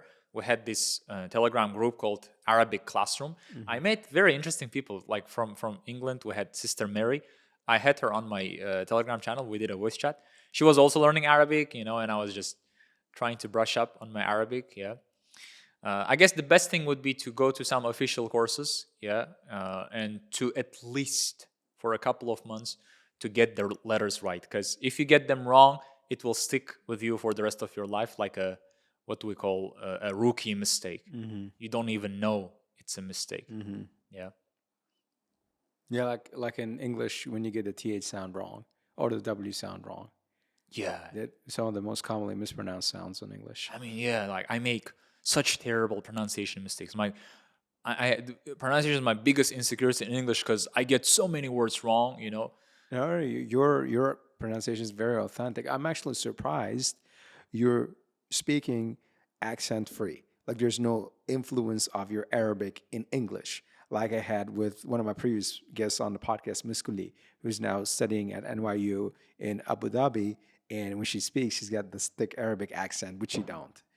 Right? Yeah, and Marafat also had this very eccentric accent. I don't know where it came from, Yeah.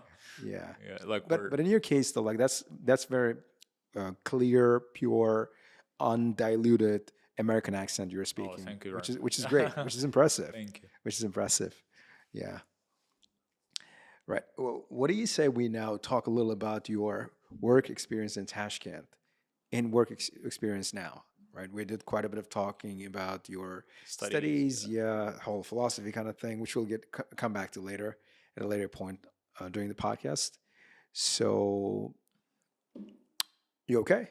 Yeah. So right now I am teaching a couple of IELTS groups offline in my own center called Supernova. I think it's kind of like similar. We have a reference to stars there. So before we talk about that, I really wanted to get into your work experience at Cambridge Learning Center. You mentioned that you worked at Cambridge. Was it Cambridge Private University or Learning Center? The Learning Center. The Learning Center. So that was just for 1 year. Before that, I worked at GET. So like I've always been curious, what is it like working there?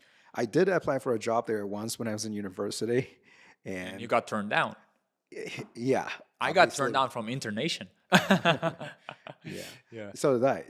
At the time, I didn't meet the age criteria. So these learning centers have age criteria, which actually is a good thing. Oh yeah. But when you're in a small city like Bukhara, you can't really have that thing because there's not many teachers around.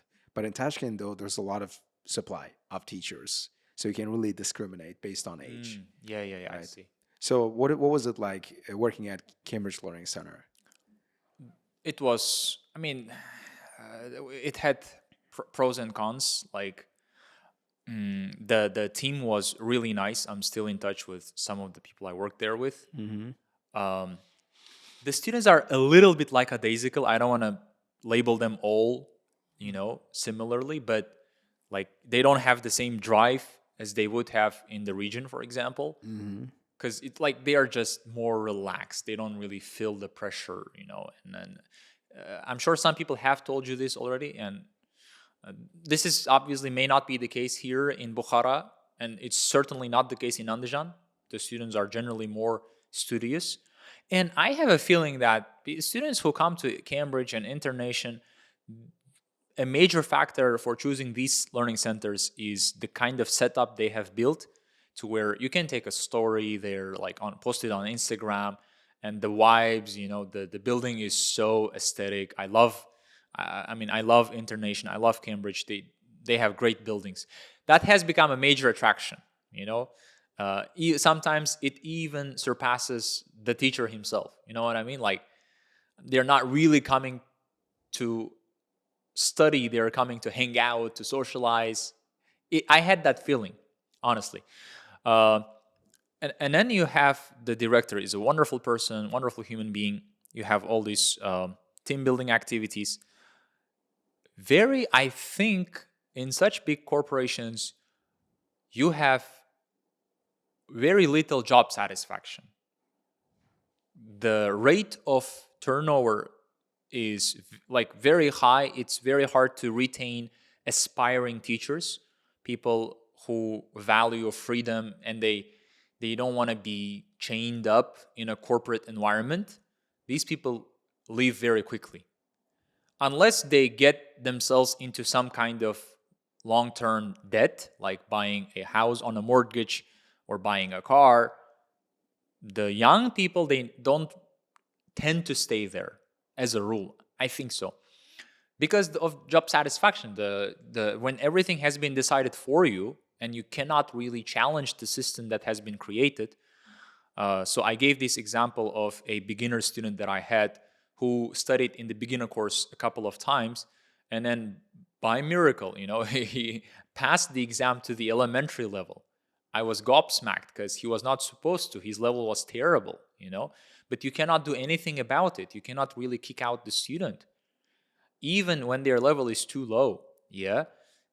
Apparently he has memorized the answers to the tests because he had done that level a couple of times. So I went to the management and I complained there. I said, this student doesn't deserve to be in that class. His English is just, he's not pulling his weight, And they said, but he made the payment. So Was it the case multiple times, or was it just a one-off thing? So if it's a one-off thing, I totally get that, because we do it here, literally. So I just, between you and me and our audience, sometimes there are cases where students supposed to be demoted because they don't make the cut, they don't make the grade, or they're supposed to be let go because they're simply struggling big time. But we keep them anyway, simply because we hope like their English is going to come along the way, along the way, right? We understand it's not an overnight process, so we try to cut them some slack, be patient, and keep. And we believe as long as they are in that competitive environment, they're going to come along.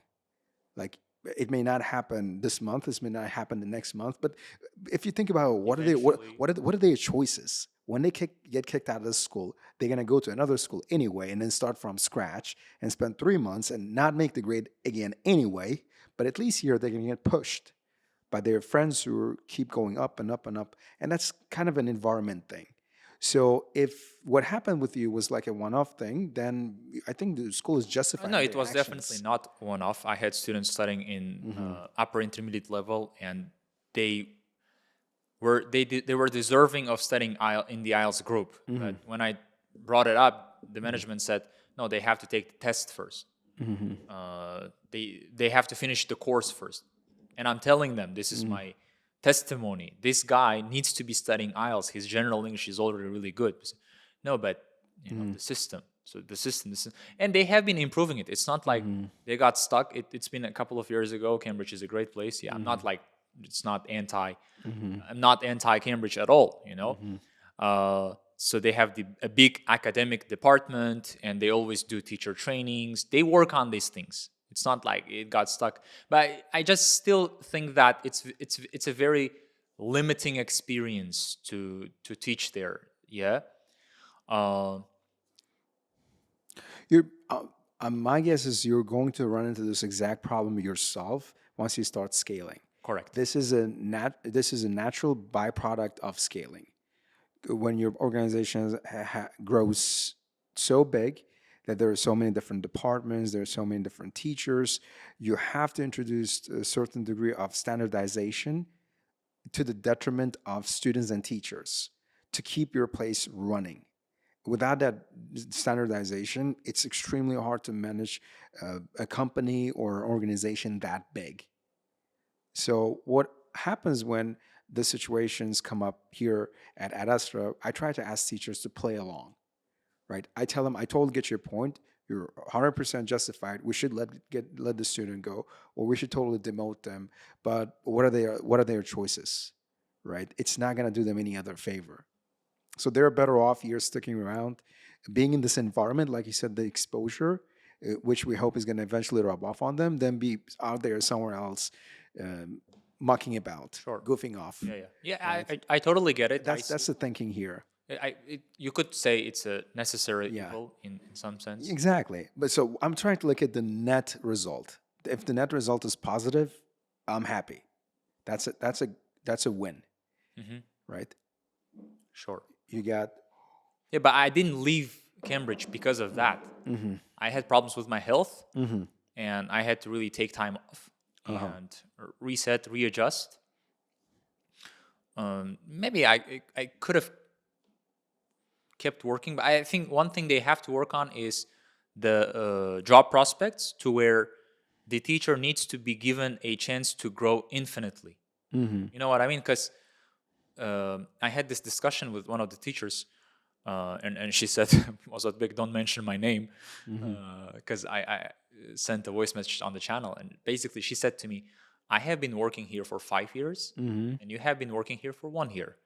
Yet, somehow, we are earning the same salary. And that was true, because we had the same number of students.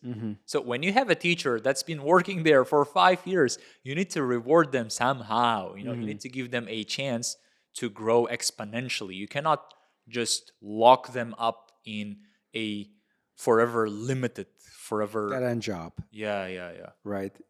But then I totally get where you're coming from. That's something that has always been on my mind, creating opportunities for growth within the company. That's one of the biggest challenges for management. And we've put incentives for our teachers to upgrade their skills, to keep working, going up the career ladder. But with teaching, whether or not you want to admit it, the prospects are really limited. Even if you were the best teacher in town and you had only X number of students, say 30, and that's the max number of students you can teach, obviously you're not going to be making more than the amount you'd be making if you would not be obviously making more money than you would be making with more than 30 students. Correct. With the I'm sorry, I really get confused here. So you would obviously not be making more money than with those 30 students, and because that's your maximum capacity. Sure. You've reached the maximum capacity. If you want to go one level up, you have to look for management positions. Yeah. And you cannot expect to get a pay rise with the same skill set. You need to skill up. You need to diversify that skill set. And that's one of the things, this thing actually comes up a lot in our staff meetings and our chats on the group chat, where teachers not happy with the pay sometimes. And I tell them straight up, but listen, I don't think you're getting underpaid here, because we've worked out the most optimal pay rate here per class, And if teachers not making that amount, their skills simply not enough, right? So meaning their band score is still low. It's 7.58 or 8.5, right? And they are not making the optimal, or they haven't had enough years of experience working at the school. If they've already hit that point, well, to go past that, they need to look into diversification where they're not just teaching offline, but also online, or maybe putting out books, or maybe organizing some additional events that help them build extra stream of income. Sure. You understand? So company, there's only so much company can do to incentivize its employees, right? And we actually are prepared to promote some of our teachers to management positions on the condition that I can't really publicly state those conditions, but we do have those opportunities. Sure. Where they can work their way up to becoming one of the shareholders at the school, at the school. Yeah. You see. I mean, yeah, you watch Suits, right? Suits. Oh yeah, I'm you're big a fan. big fan, correct? Big fan. Big fan. Me too. I watched the whole thing, like, not as many times as you, but 2 times. They have this hierarchy, as you know, where you become a 5-year assistant, and then you go into junior partnership, and then senior partnership, and then you get to become a naming partner. So you have this opportunity ladder, correct? So, and again, this is not a perfect solution. I'm just trying to work out the solution. It's not like I have the answers. I just see the problem. I don't have the answers. But for that teacher who has been working for 5 years, do you think it is fair for her to make the same amount of money as I was making, despite the fact that I only worked there for a year and she worked there for 5 years? It depends on her performance. I really hate the idea of linking your pay to simply the number of years you've been with the company. Why? There's a big risk to that. The risk is complacency. Just because a teacher has been with us just because a teacher has been around for 5-10 years does not make them a good asset to the company unless they are bringing in a lot of results. Sure. So that's why the fair way to go about it is to link your income to your performance, right? And what are the indicators of your performance? Is the feedback from students, how happy the parents are, and most of all, results. So let's remove that variable. Let's say I and that teacher produce the same results. Is it still fair? No, obviously not. Obviously not. So then it becomes a problem. So why don't we, for example, try to create a system to where once they reach a certain threshold of the IELTS score, number of students and results, to where, for example, they get to hire a teaching assistant and they mentor them personally, and then at some point that teacher, TA, becomes a full teacher himself, and a share of the profit that teacher is making goes to their mentor. We need to come up, and again, these are just ideas. They are not workable ideas. It's just my raw thinking. I got a solution for that, but the solution is probably going to rub some parents the wrong way. Parents, students, the customers in general, and that is to assign to have different tuition fee rates based on the experience level of your teacher. Right? You see, then you could justify a pay rise. You could, the management would be happy giving a pay rise to the teacher because they're simply making additional money because of that advantage, because of that extra selling point. But like, if I'm charging a student, say X amount of money, your student X amount of money, and the other teacher's student is the same amount of money, where am I gonna get the money to pay her extra, to pay her a premium? So the only practical, tangible thing to do here is to charge her students, that teacher's students, extra, because she's simply been around longer and she can provide more experience-based and confident solutions. It's just, I'm just trying to point out the problem of where a lot of, if you're an aspiring teacher, you definitely you come to this impasse, like a dead end, because I had 4 classes every day and they were filled to capacity, 16 students in each group.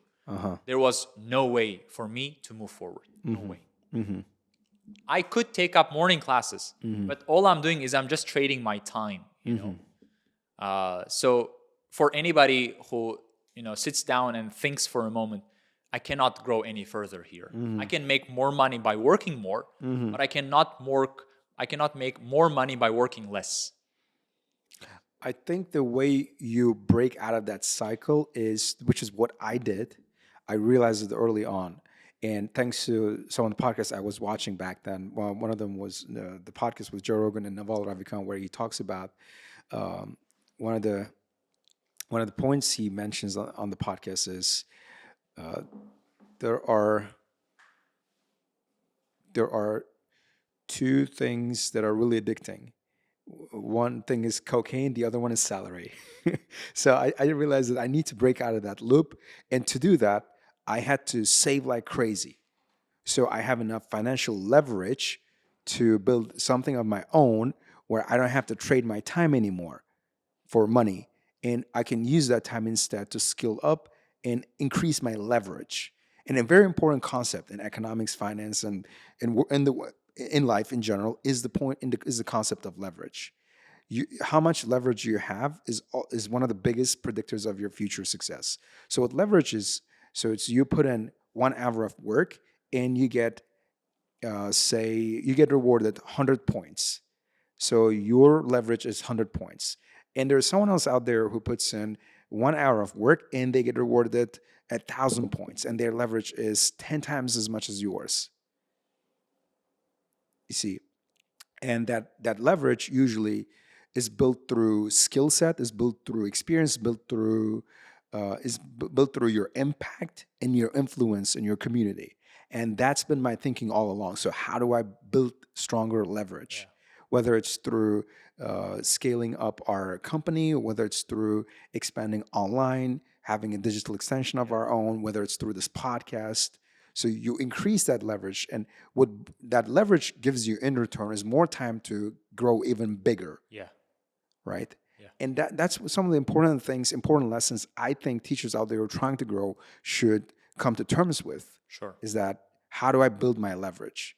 Right? If you're getting paid X amount for teaching 4 hours a day and not making more, it's not really the system's fault. It's just the way the system is set up, and you signed up for it knowingly. Sure. Yeah. But you're just set up to quit at some point. And that's just a natural outcome. Of course. That's inevitable. Yeah. Because like one of the things I said on one of my old podcasts with IDP, I remember. So where the question was about, like, how do you feel about teachers leaving you? Are you fine with that? And my response was, if in 5 years or if in 10 years I see the same teacher working on this roof, I'd be very disappointed at them. It's like, what are you still doing here? See, because I know it's a natural thing for them to come and build the skills they need and then move on to the next bigger thing. And because this is not the biggest thing, we cannot contain you forever unless you choose to stay smaller than me or smaller than this school. Sure. Right. And that's probably what I would say to the teacher who had a chat with you about getting paid. I think they the same probably left the job. I heard some rumors. Yeah. Yeah. Probably left the job. Yeah. Yeah. But anyway, at the same time, I try to keep things fair. I really understand. I see how much work people are working here are putting in, and that's why we've set up bonus structure on top of the pay system, where teachers get rewarded with additional bonuses that correspond to their results. Different bonus rates based on their students' results, their number, and whatnot. Which I think should be a pretty good incentive to put in the work. It's good. Yeah, it's good. Yeah. Yeah, but if you're a teacher who's who's dreaming of getting, say, a fancy car, going on all these vacations, and like a dream life, picture perfect life, the American dream you want to chase, or whatever you want to call it, that's something you accomplish with a 9-to-5 job, right?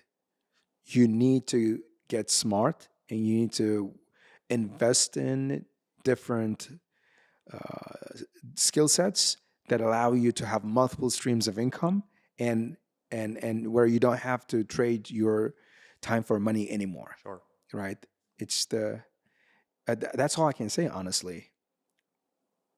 Maybe I'm just trying to be defensive here as an employer, because No, I mean, we are in the same shoes. Like we yeah, have, because we have the because same I get that a problem. lot from teachers. This point comes up a lot, But Yeah. one of the things I'm really proud of saying is that I'm very transparent about it. I am very transparent about it. I'm not. I'm proud of the fact that I'm not one of those slave drivers who makes you work for pennies on the dollar, underpays you, and doesn't care if you're burnt out, and loads you with ton of work, and doesn't keep things fair. At least we don't have that here, and we're transparent about it. So, but with the learning center thing, we've actually looked at the average income in Uzbekistan and average income in schools and average income in universities, and and saw where we fit in there and on that spectrum. And we're not exactly like top payers, but we're not all the way down the list either. We're somewhere in the middle. And I actually know some schools in Tashkent where they pay you crazy amounts. Well, I've heard some numbers, and I just can't still process them.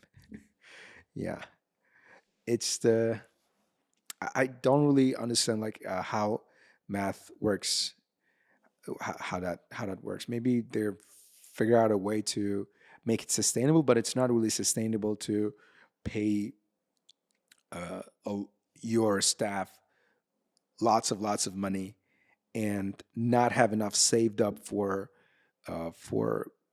expanding your business or for emergencies. So as a business owner, we really have to have some extra cash laying around in case there is an emergency.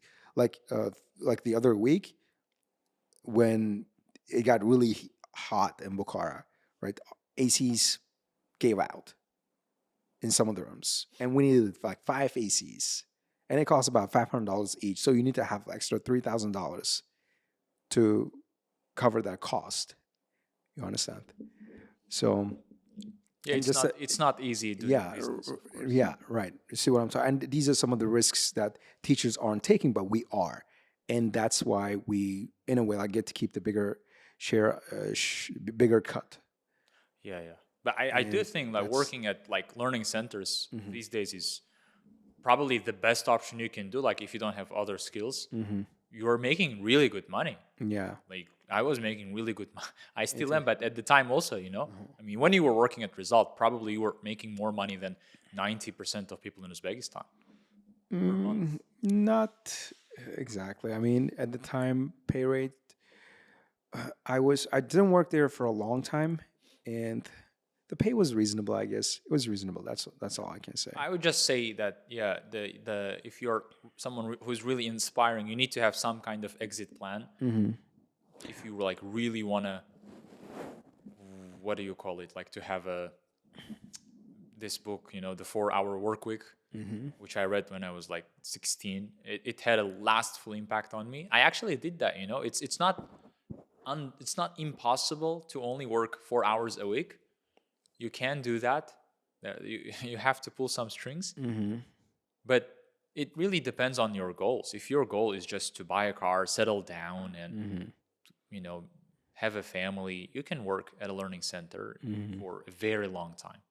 You would have to think about your retirement plan, but it's just when like we were just But I do have to admit, though, like working in a learning center is not a sustainable job.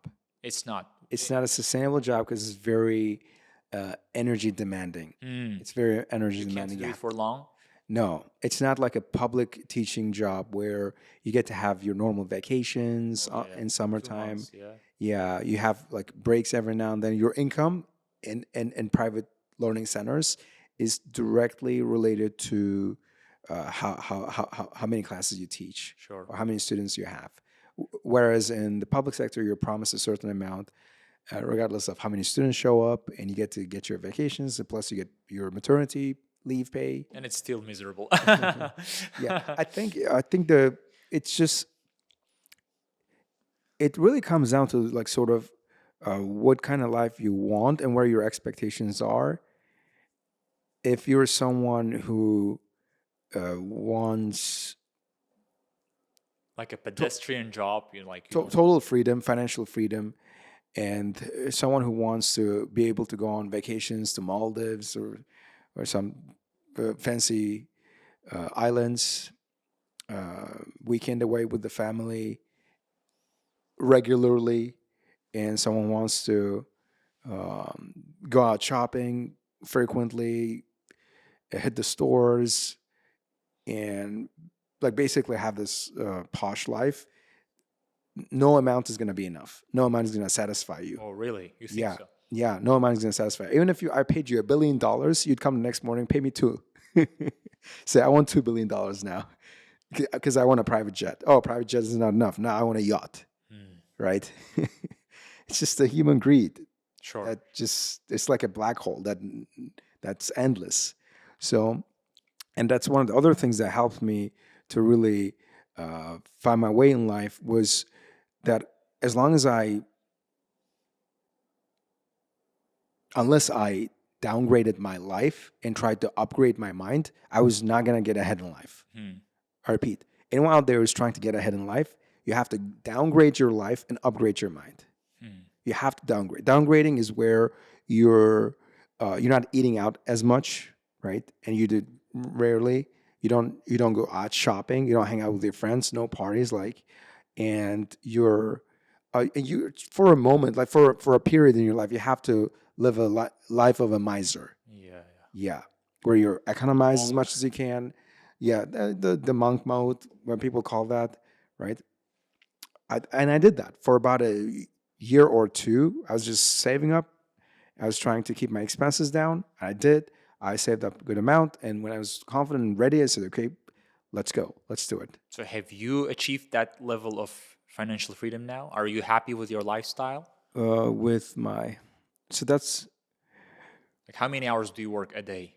I I can retire today and not ever have to work, but that would ultimately make me miserable.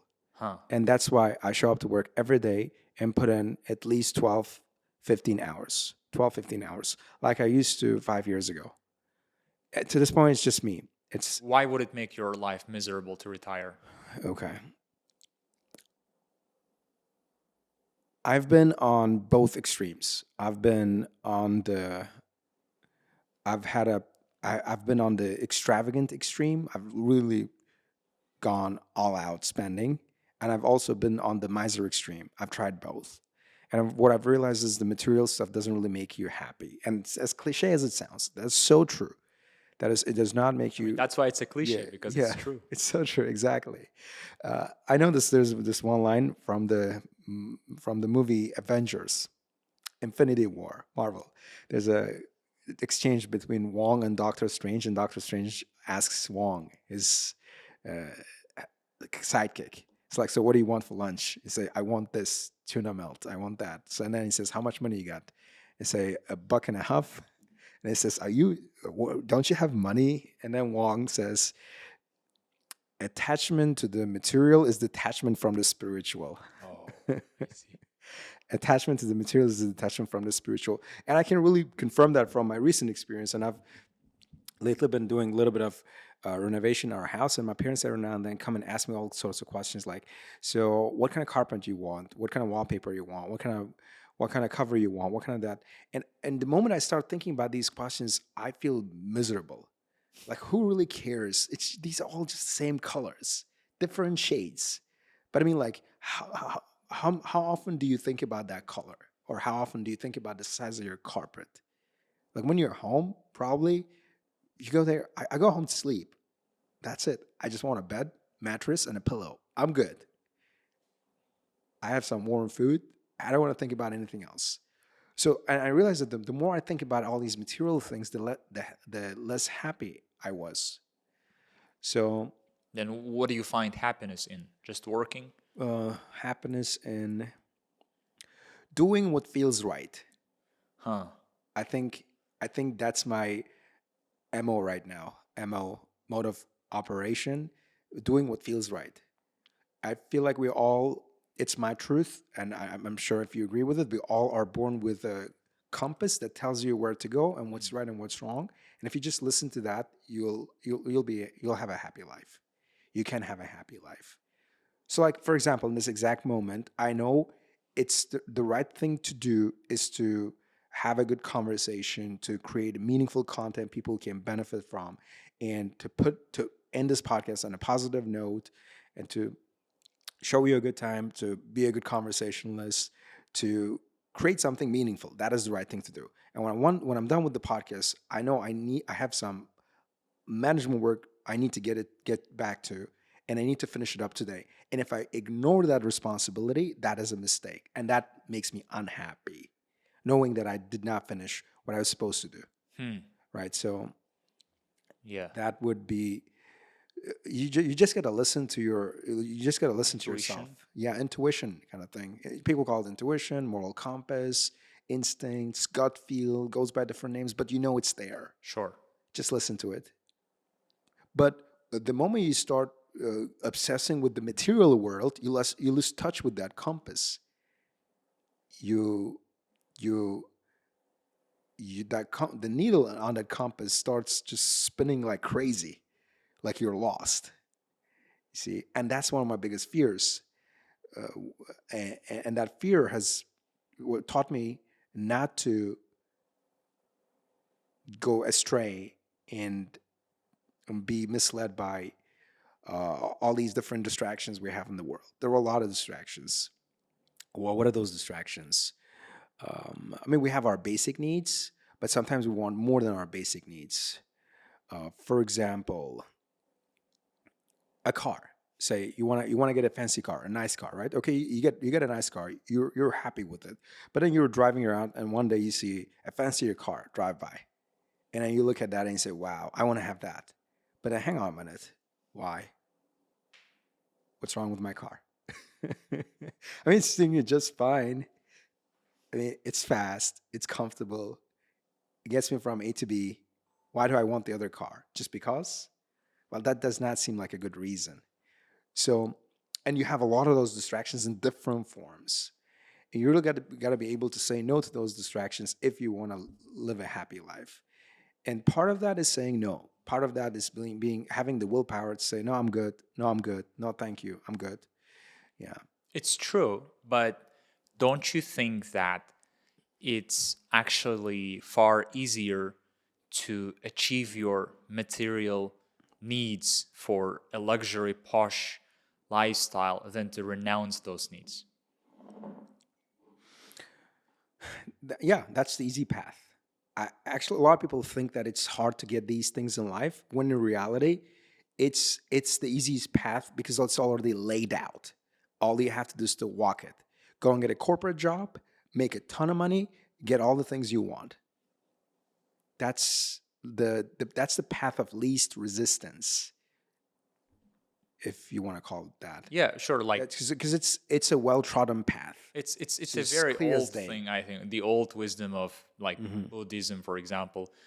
Desire is a contract you make with yourself until you get the thing you desire. Yeah. Socrates, he is famous for walking the street markets and looking around at all these goods, and he says, how many wonderful things there are which I don't want. That's a good one. That's a good one. Not wanting something is as good as having not having it.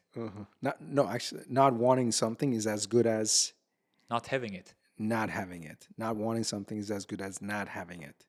Or having it. Or I think it's having it. I think not wanting something is as good as have, because when you have it, it's good. Yeah. And not wanting is actually as good as not having. So you have two So- ways. You can either make a ton of cash and satisfy your needs, which you cannot do ever. I'm not saying that I go live like a monk, because if I make that statement, there are a lot of people out there watching this podcast right now and say, why don't you then renounce all the things you have, right?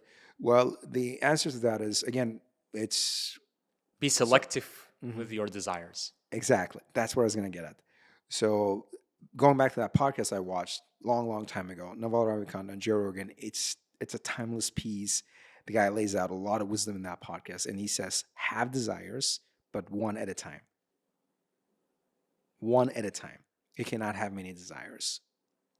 So I have a lot of problems right now. I have a lot of things I want to get done for today. But right now in this moment, the only thing I want to get done is this podcast. And that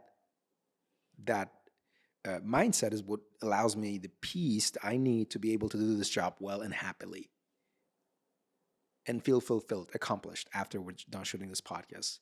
But I've got all these things going. But if I got all these things bombarding, uh, colliding at the same time in my head, what is going to be? I'm going to be a total mess. I can't have that. And sadly, a lot of us out there, no, I'm saying a lot of us, including myself, there are moments, phases in my life where I just go off the rails. I catch myself getting distracted on a lot of different things, shiny things, and those are the times I'm I feel unfulfilled. I feel my heart is in the wrong place, and I'm actually thankful that I feel my heart is in the wrong place, because at least I received that indication that something's wrong and it needs correction. And with a lot of us out there, we don't receive that guidance. We don't receive that nudge, and we're lost forever. That is the saddest thing that can happen to you. That is the worst thing that can happen to you, is never receiving that nudge and being lost and thinking your life is okay. Yeah. That is terrifying thought. Yeah. That is terrifying. Every time I catch myself being distracted on something and realizing that I've been distracted on it, I just take a deep breath and just can't believe how lucky I am that I received that guidance, that I've been pulled out of that chaos, Yeah. mental chaos. So There is actually a very pertinent verse to this, and the verse goes, "Shall I not tell you about the most miserable people? mm-hmm. Those people who think they're doing well, but they're completely lost." Mm-hmm. It's in chapter Kahf. Yeah, Mm-hmm. you're not even living your own life, because a lot of these desires, they don't even belong to you. Mm-hmm. They have been superimposed onto you by society, by your parents, by your friends. Mm-hmm. Like, if you were to sit down with yourself and have a genuine conversation, yeah, a lot of the things you're trying to achieve, trying to get, these are not even your desires to begin with. Like, it has just been imposed on you by people around you. You're just trying to show off. Because if you wanted to be happy, that's easy. But the problem is, we want to be happier than others. Mm-hmm. So comparison is the thief of joy, Yeah. It's crazy.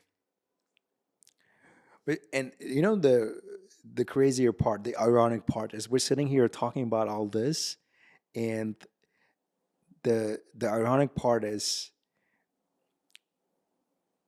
we are doomed to fall into that state ourselves soon, right after this conversation. I see it coming. I've been seeing it happen a lot in my life, where I am, for a moment, I feel like I have a handle on life and that I have everything figured, and I'm wise and I'm an intellectual. I'm a conscious being who's making conscious choices. And just the next day I wake up, I don't have that reasoning abilities anymore, start making mistakes. And it makes you feel miserable. yeah. And that's why it's important to have these reminders. That's why it's important to have these sort of people wear different objects to remind themselves of different things that have sentimental value to them. But I think the most useful thing to help you remind yourself of the most important things in life, what truly matters is not actually even physical. One of the things that really fascinates me about the book Quran is that It's the reminder. It's literal reminder. That's the meaning of the word Quran. It's the reminder. It reminds you of what's true and what's not, what's transient, what's not real. Because reality is a very fluid thing to my way of thinking. And without like a firm ground or something you can hold on to, you can clutch onto, you're gonna drown. Like a lost ship in a big ocean with no navigation tools, with no engine. Yeah. And how many Mm-hmm. such people, we have loads of them. We are, Yeah. we are in that. Yeah. It's the worst feeling, when you look at yourself in the mirror and you don't live up to your even own standards. Mm-hmm. Yeah. You don't walk the talk. Mm-hmm. And everybody around you is praising you. They look up to you, they admire you. Mm-hmm. But as Dostoevsky said, how can a man of consciousness have the slightest respect for himself? You cannot have. It's very difficult to earn your own respect because you know your own flaws. And people are blind, or not blind, but they're, let's just say, oblivious to your own commitments because they don't know your priorities. Mm-hmm. But you do. We didn't see you snoozing the alarm clock, but you did. Mm-hmm. We didn't see you breaking your promises, but you did. So gradually you just start losing all the respect for yourself, and it's the worst place to be, where everybody around you thinks that you're doing well, but in reality you're living, you're doing miserably.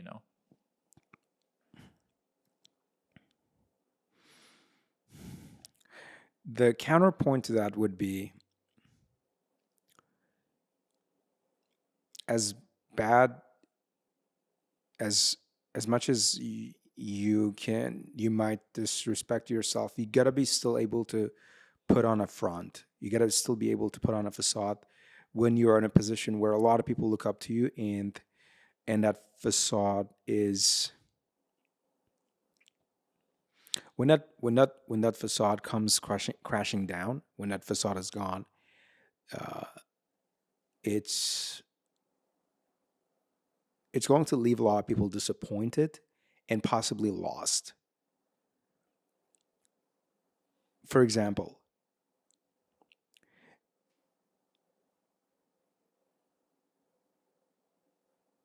like, you see, at the end of the day, we're human beings. Like, this hitting the snooze button, I hit the snooze button a lot. I do. I hit the snooze button a lot. Yeah. I do it quite often. I did it 10 times today. I hit the snooze button a lot. And if that is the reason for me, if that thing were to tear down my reputation as a disciplined person, I'm portrayed to be, or I am thought of to be, then that would mean a lot of bad things. That would mean that all the people who have faith in this place are going to lose that faith. All the people who work here are possibly going to lose their job. So that's not to say we should condone bad behavior or bad habits. You should be forgiving to yourself. To an extent, you can yes. There are all those motivational speakers out there who say you have to be ruthless. You can never take compromise. Leave no compromise left. And I tried that for real for about a year. Guess what happened? I almost killed myself. I had crazy high blood pressure. I was not eating well. I was skipping meals because I was trying to live a no compromise life. I mean, what are you trying to be? A god? You're not one. You're not one. I'm sorry. As self-righteous you think you are, as flawless you think you are. I mean, look in the mirror. Look at the contours of your face. I don't think you're symmetrical. I don't think you're perfectly shaped. There are a lot of flaws. So, and at the same time, not being complacent with those flaws, and understanding that you're got to work on those flaws, trying to perfect yourself, and trying to lead by example, set a good example for people around you. That's kind of what it takes to be in a position where I am, where not like I'm hiding my flaws, but uh, being more accepting of those flaws and also trying to work on them. Right. It seems like a paradox, but it's a good paradox where you know those flaws are there, you are accepting of those flaws, but you're also trying to work around them. Sure. Yeah. Yeah. Yeah. So It's a blend. It's a mixture of forgiveness, right, and also self accountability. Like yeah. you. That's correct. I think that's one of the problems with Stoicism. They say if it's endurable, endure it. Stop complaining. Like it's all about repressing your feelings. There's no complaining at all. But like Islam takes it a step further, and you have even the biggest prophets crying. You know? Jacob cried so much, his eyes almost turned blind. You know, but he said, "I'm not complaining to you people. You know, I'm complaining to God. You know, I'm complaining my sorrow only to God." So it takes it a step further, where Stoicism says, "Stop complaining." Islam, you can't complain. We know life is difficult. You know, we know that your chest is being constricted by what these people are saying. You know, we know your pain, and we feel you. We hear you. You know, so one of the names of God is He's the close one. Yeah, he's close. He listens. He hears, even though He knows. Like you know, still. So that's beautiful.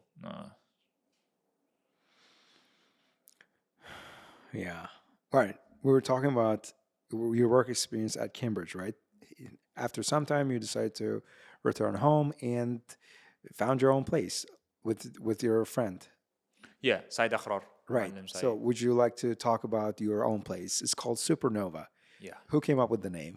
I did. You did. You did. Okay. Why did you decide to call your place Supernova? I have always been fascinated by stars, by galaxies. One of my favorite Joe Rogan guests is actually Brian Cox, sorry.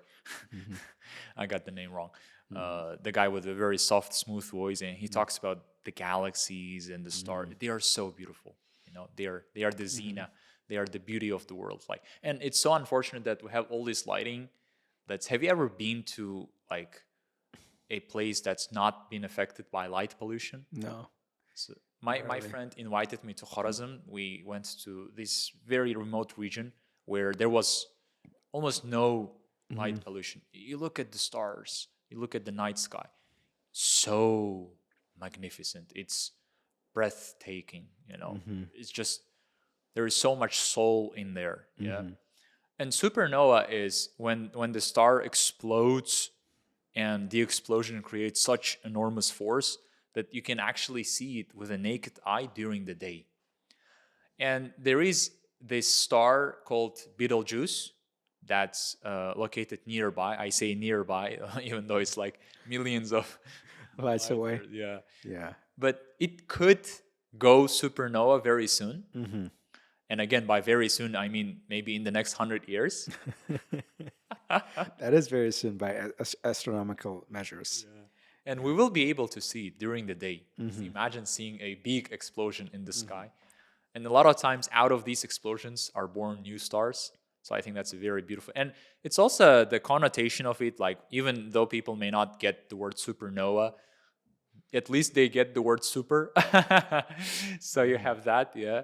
And there were other options like quasar, pulsar. These are very beautiful terms. But I heard there is actually a beer brand called Pulsar. So you wouldn't want that name associated with your learning star. It's just that myself and Said Akhrar, we come out of these legendary learning centers, yeah, and sort of it signifies the birth of a new star. You know what I mean? Because the old stars have died out, they exploded. Oh, those learning centers aren't around anymore? They are there. They are doing pretty well. I'm just saying, like, it's metaphorically, you know, Metaphorically, it gave birth to a new. I think the center is doing quite well. Yeah, and it's great to have your own team It's, I think, So how big is the school now? How many teachers you got on the staff? the teachers, I think we have close to 10 teachers. Yeah. That's average size school. That's not bad. Yeah. What do you think sets your school apart from other schools in town? That's a good question.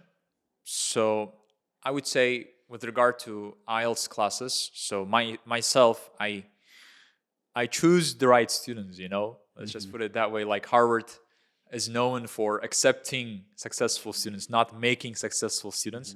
So I recently launched this IELTS practice group where I had a placement test and I only accepted 1/3 of the applicants. So it's 33% chance of getting in. Yeah, it was highly selective. And when I started the course, I had at least 5 students from the failed students come to me, and they were imploring to join the class. And you would think it's just extra cash because we have spots, you know? Like, it's not like the class cannot handle more students. You can handle 24 students, but I only got 18.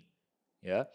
But I had to turn them down because I only wanted the most competitive, you know, the most competent students. So for me, quality comes before quantity. And I think this is sort of the case with your program. How many students do you get? Like 12? Yes, sir. 12. Only 12 because the class is designed to accommodate 12 students only. Yeah. Yeah. So, and I think that IELTS courses should not. The main goal of IELTS courses is to teach students articulation.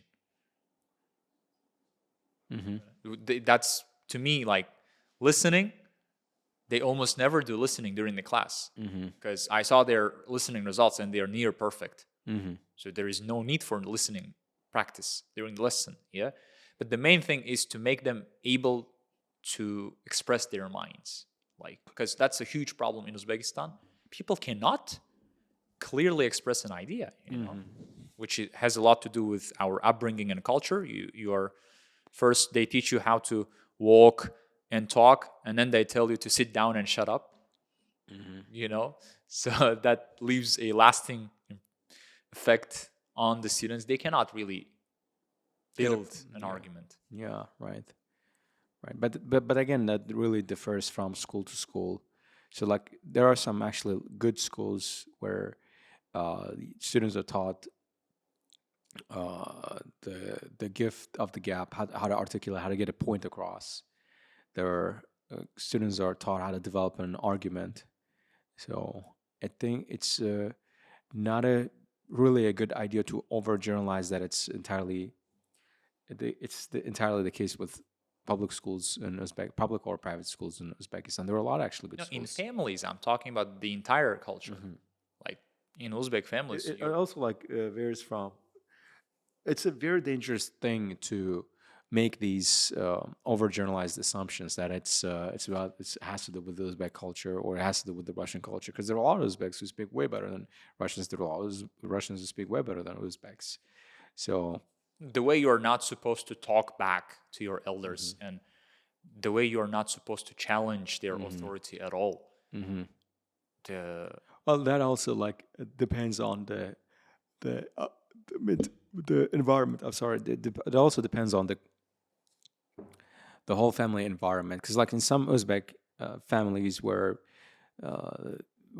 parents or grandparents are too stuck in their ways and they're conservative, kids grow up being reserved and afraid to speak up. But there are some Uzbek families where parents very much encourage their kids to speak up, speak their mind. Which is the norm? Like which model is the norm? Which model is the norm? I think it like depends on like where you are brought up. Like if you're someone brought up, I mean, no, I don't still want to say that, because like I was gonna say it depends on whether you're brought up in the countryside or in the city, because families in cities tend to be more liberal, open-minded, while in the countryside more traditional. But I've had a lot of students from the countryside who are way more open-minded and critical thinkers than students from cities. Your students have been selected; they have been cherry-picked. You don't represent the countryside. They're outliers. No, no, actually, I had a lot of students from the countryside. In fact, probably like half the students are from the I countryside. know, but I'm just saying you don't accept them. You don't accept them if their level is not high enough to meet your standards. But does not mean they don't know to speak up. Like that has to do with the thing you're talking about is their English, which is not the same as their mindset, as their as how adjusted they are, how socially adjusted they are. Those are two different balls. Yeah. Okay. Yeah. I see what you mean. And it's a very dangerous thing again to say that it's the normal thing in Uzbek culture. It's a normal thing in Russian culture because as is it always a cultural thing? It's but it's really about the it's really about the if you preface every single sentence with some or it depends, then you really cannot say anything. At some point, you have to have that leap. You have to, not overgeneralize, but what difference does it make if you say some families are like that? So imagine this. How would you feel if I said people in Uzbekistan are dumb or not free thinkers? You'd probably be pissed, outraged, because you are in Uzbekistan and you'd like to describe yourself as being a free thinker. No, but I understand that you don't have to point out to obvious exceptions because they're obvious. Right. When you say, for example, people in Uzbekistan are dumb, I understand that it also includes except some. No, not really. It's implied. No, it's not implied. It's not implied if at all. it's not implied, then People get offended. People get offended when you do that. People literally get offended. And it's like, what are you really saying? So it's unless you explicitly state that there are exceptions. So is it then, is your criterion here not to offend people, or is it to be accurate? To be accurate. Then it doesn't matter if they're offended.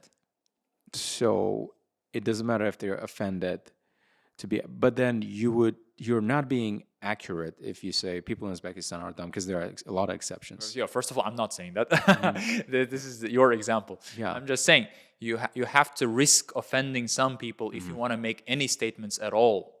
Otherwise, you cannot say anything without offending some people. That should not be a reason to make a blanket statement. Okay. That should not be a reason. That should not be just. I agree with you. I'm just saying that when I say people are not taught to articulate their ideas well, I mean it in a general sense. I do think that in general, people in Uzbekistan are not equipped to debate properly. Because have you ever seen a normal, respectful debate in Uzbek, like the comment section, for example? It never happens, It all the time. I mean, you could say say that about Twitter as well. Like when you go in the comment section of Twitter, it's wild there. So people are making all sorts of wild accusations. Twitter, yeah, but on YouTube, I do see like reasonable back and forth. You make a point, I make a counterpoint. We may agree to disagree, but it's still civil. But in Uzbekistan, it's always like at hominem attack, the personal attacks are very prevalent. It's very hard for two people to disagree respectfully.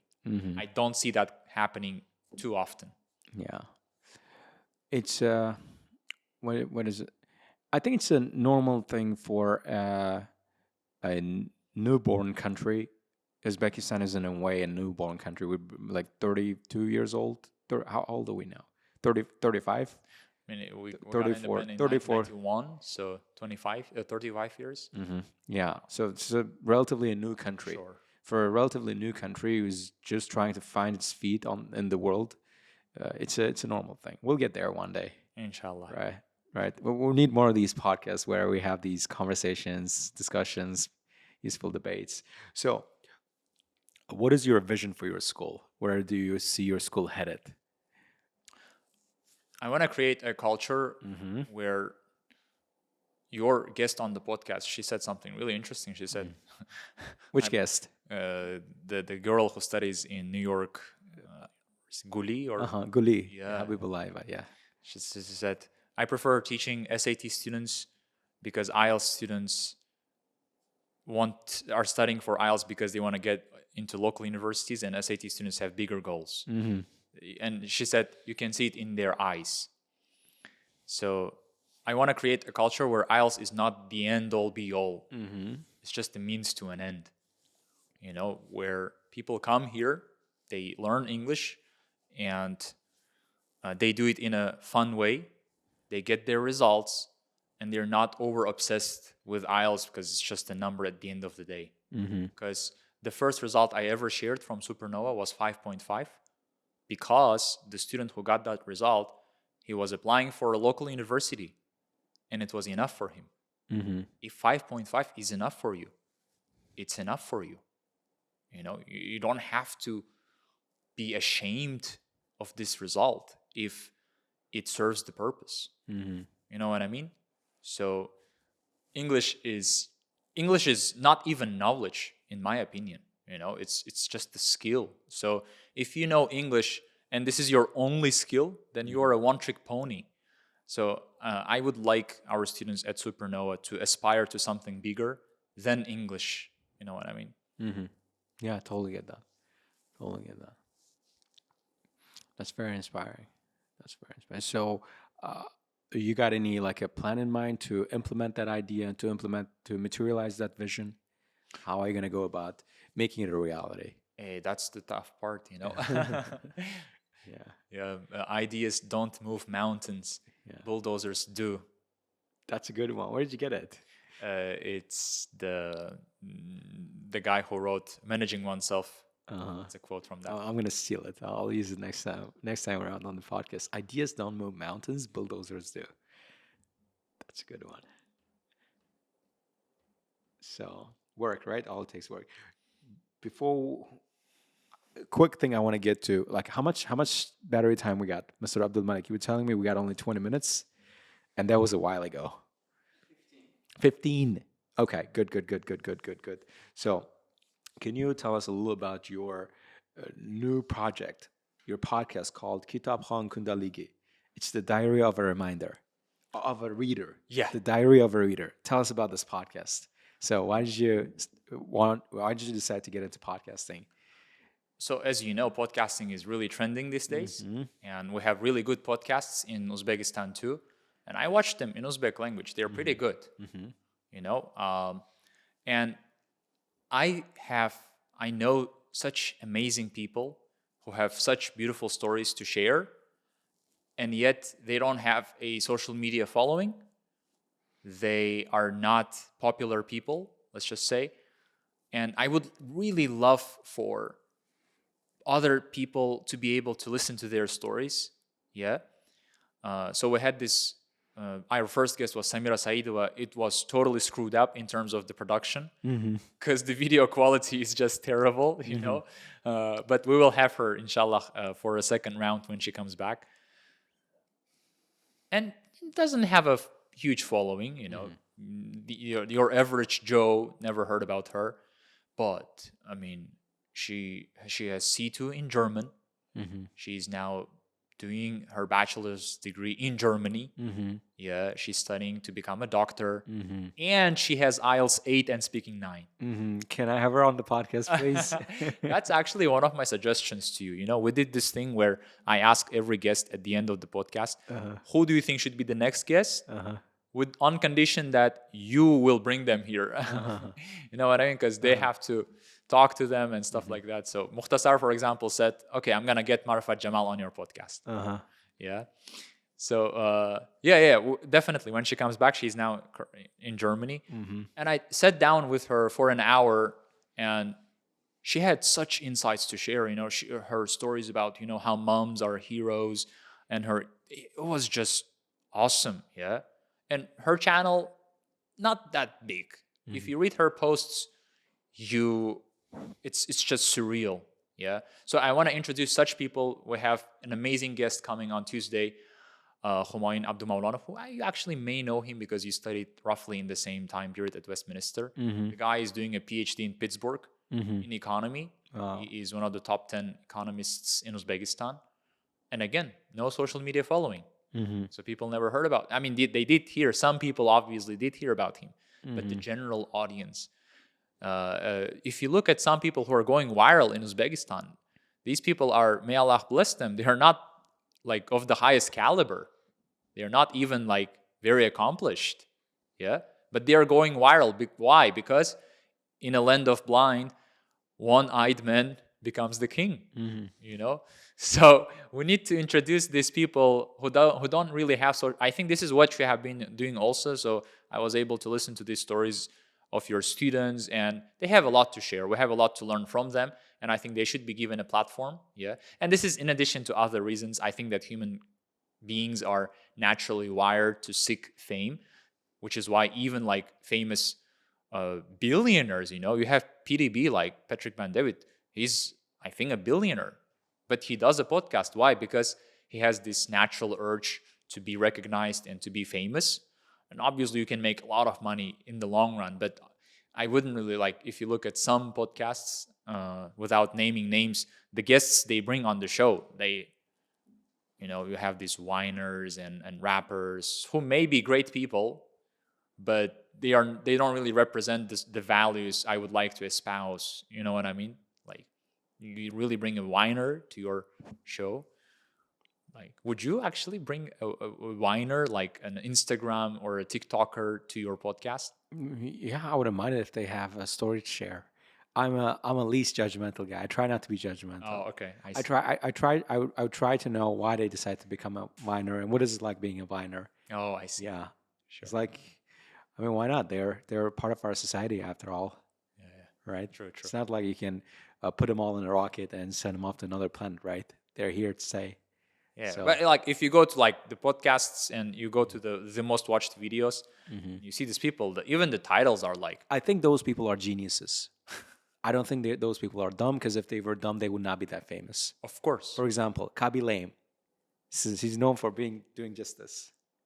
Oh yeah, You yeah, know, the yeah. Italian influencer, Sure. right? Is doing for, and people think that his fame is he's famous for the wrong reasons, right? But I don't think so.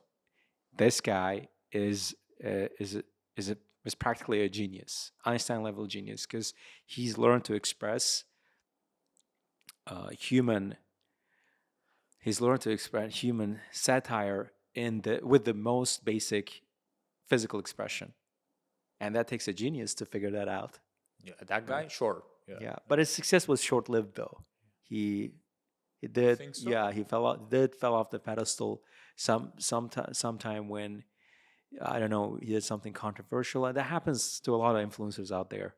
They get caught doing something bad, or people start spreading rumors, and next thing you know, they become irrelevant.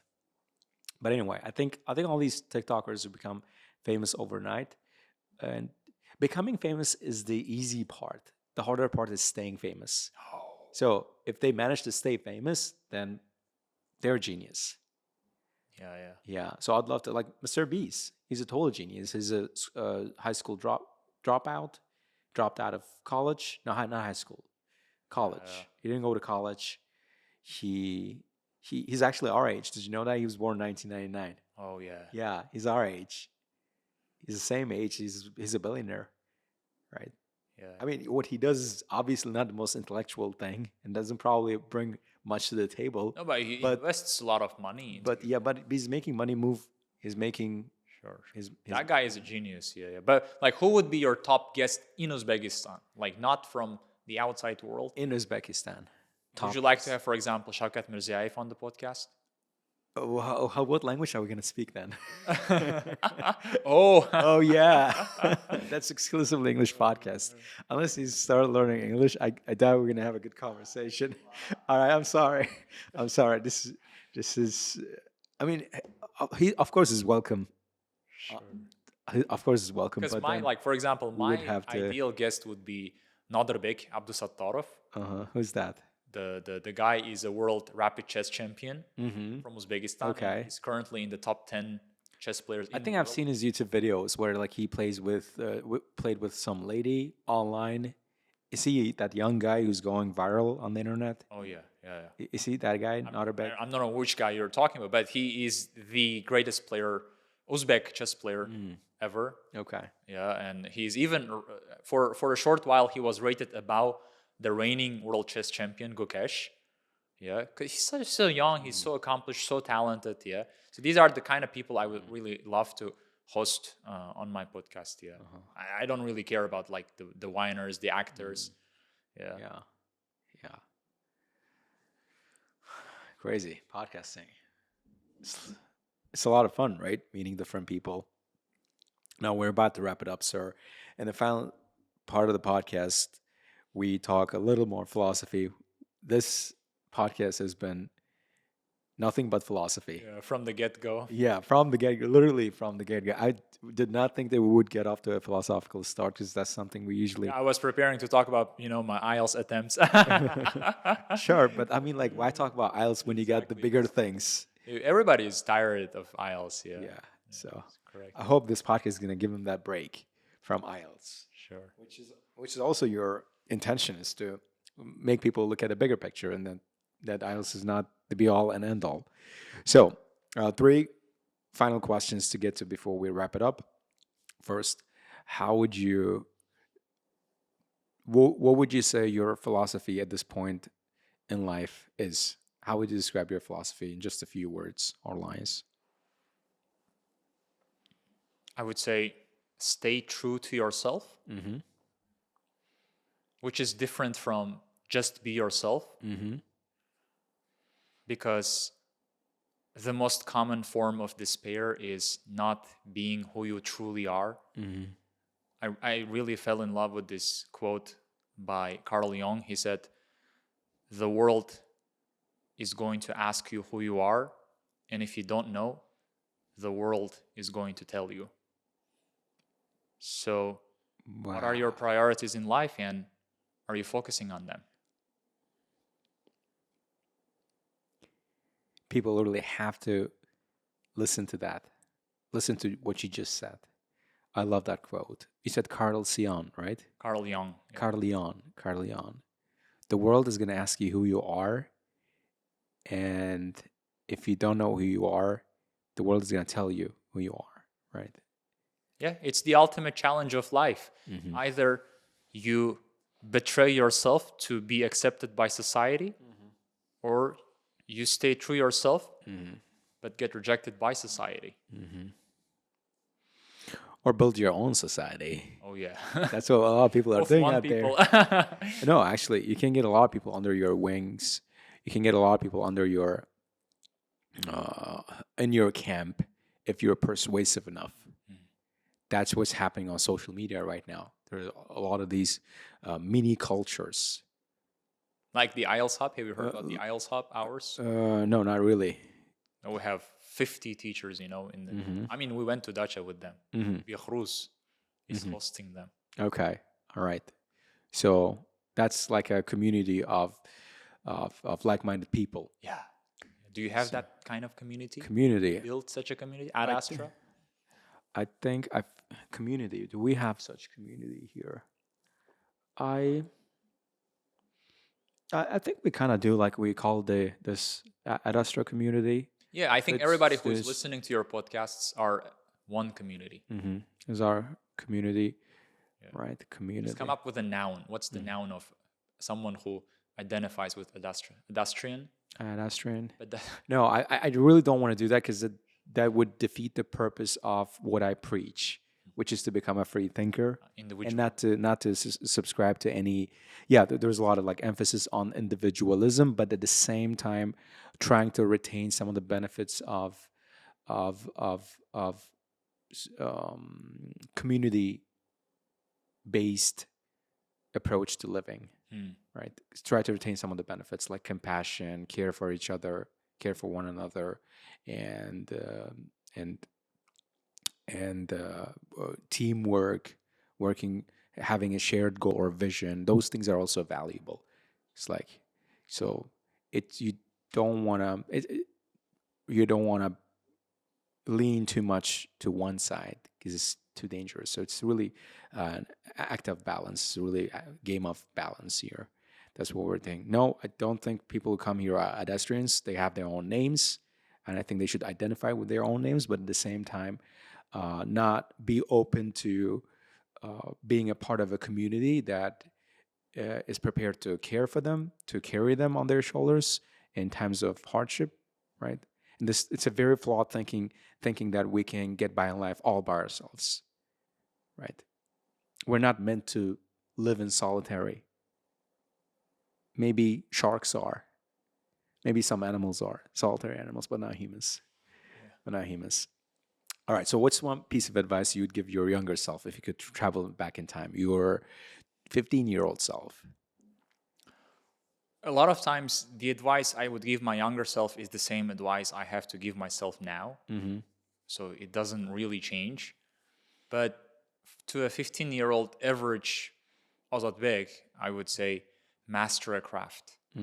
Like, that's really the only way to get by, to really make it big in life. You have to go all in something, which unfortunately I didn't really do. I was really good at chess. I quit it. I was really good at computer games, Dota 1. I didn't make it professional. So choose one thing and then just become the best at that one area. Like, not just in Uzbekistan, but the whole world, you know. Become Ozodbek Abdusattorov, become the world champion, yeah? So master a craft and don't care about what other people have to say. Probably is the biggest restraint we have, the inhibition.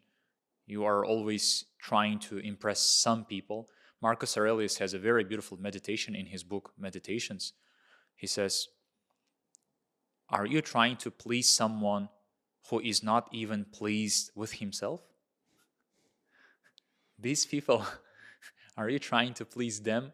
You know? And Ibn Qudama said, so many people have been destroyed because they craved praise, because they feared criticism. So if you crave praise and if you fear criticism, that's, I think, a one-way ticket to hell.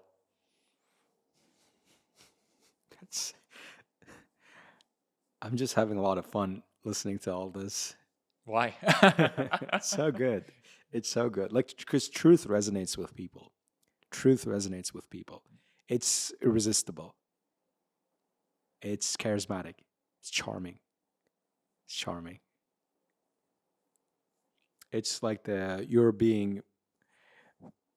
it's like reconnecting with your true self.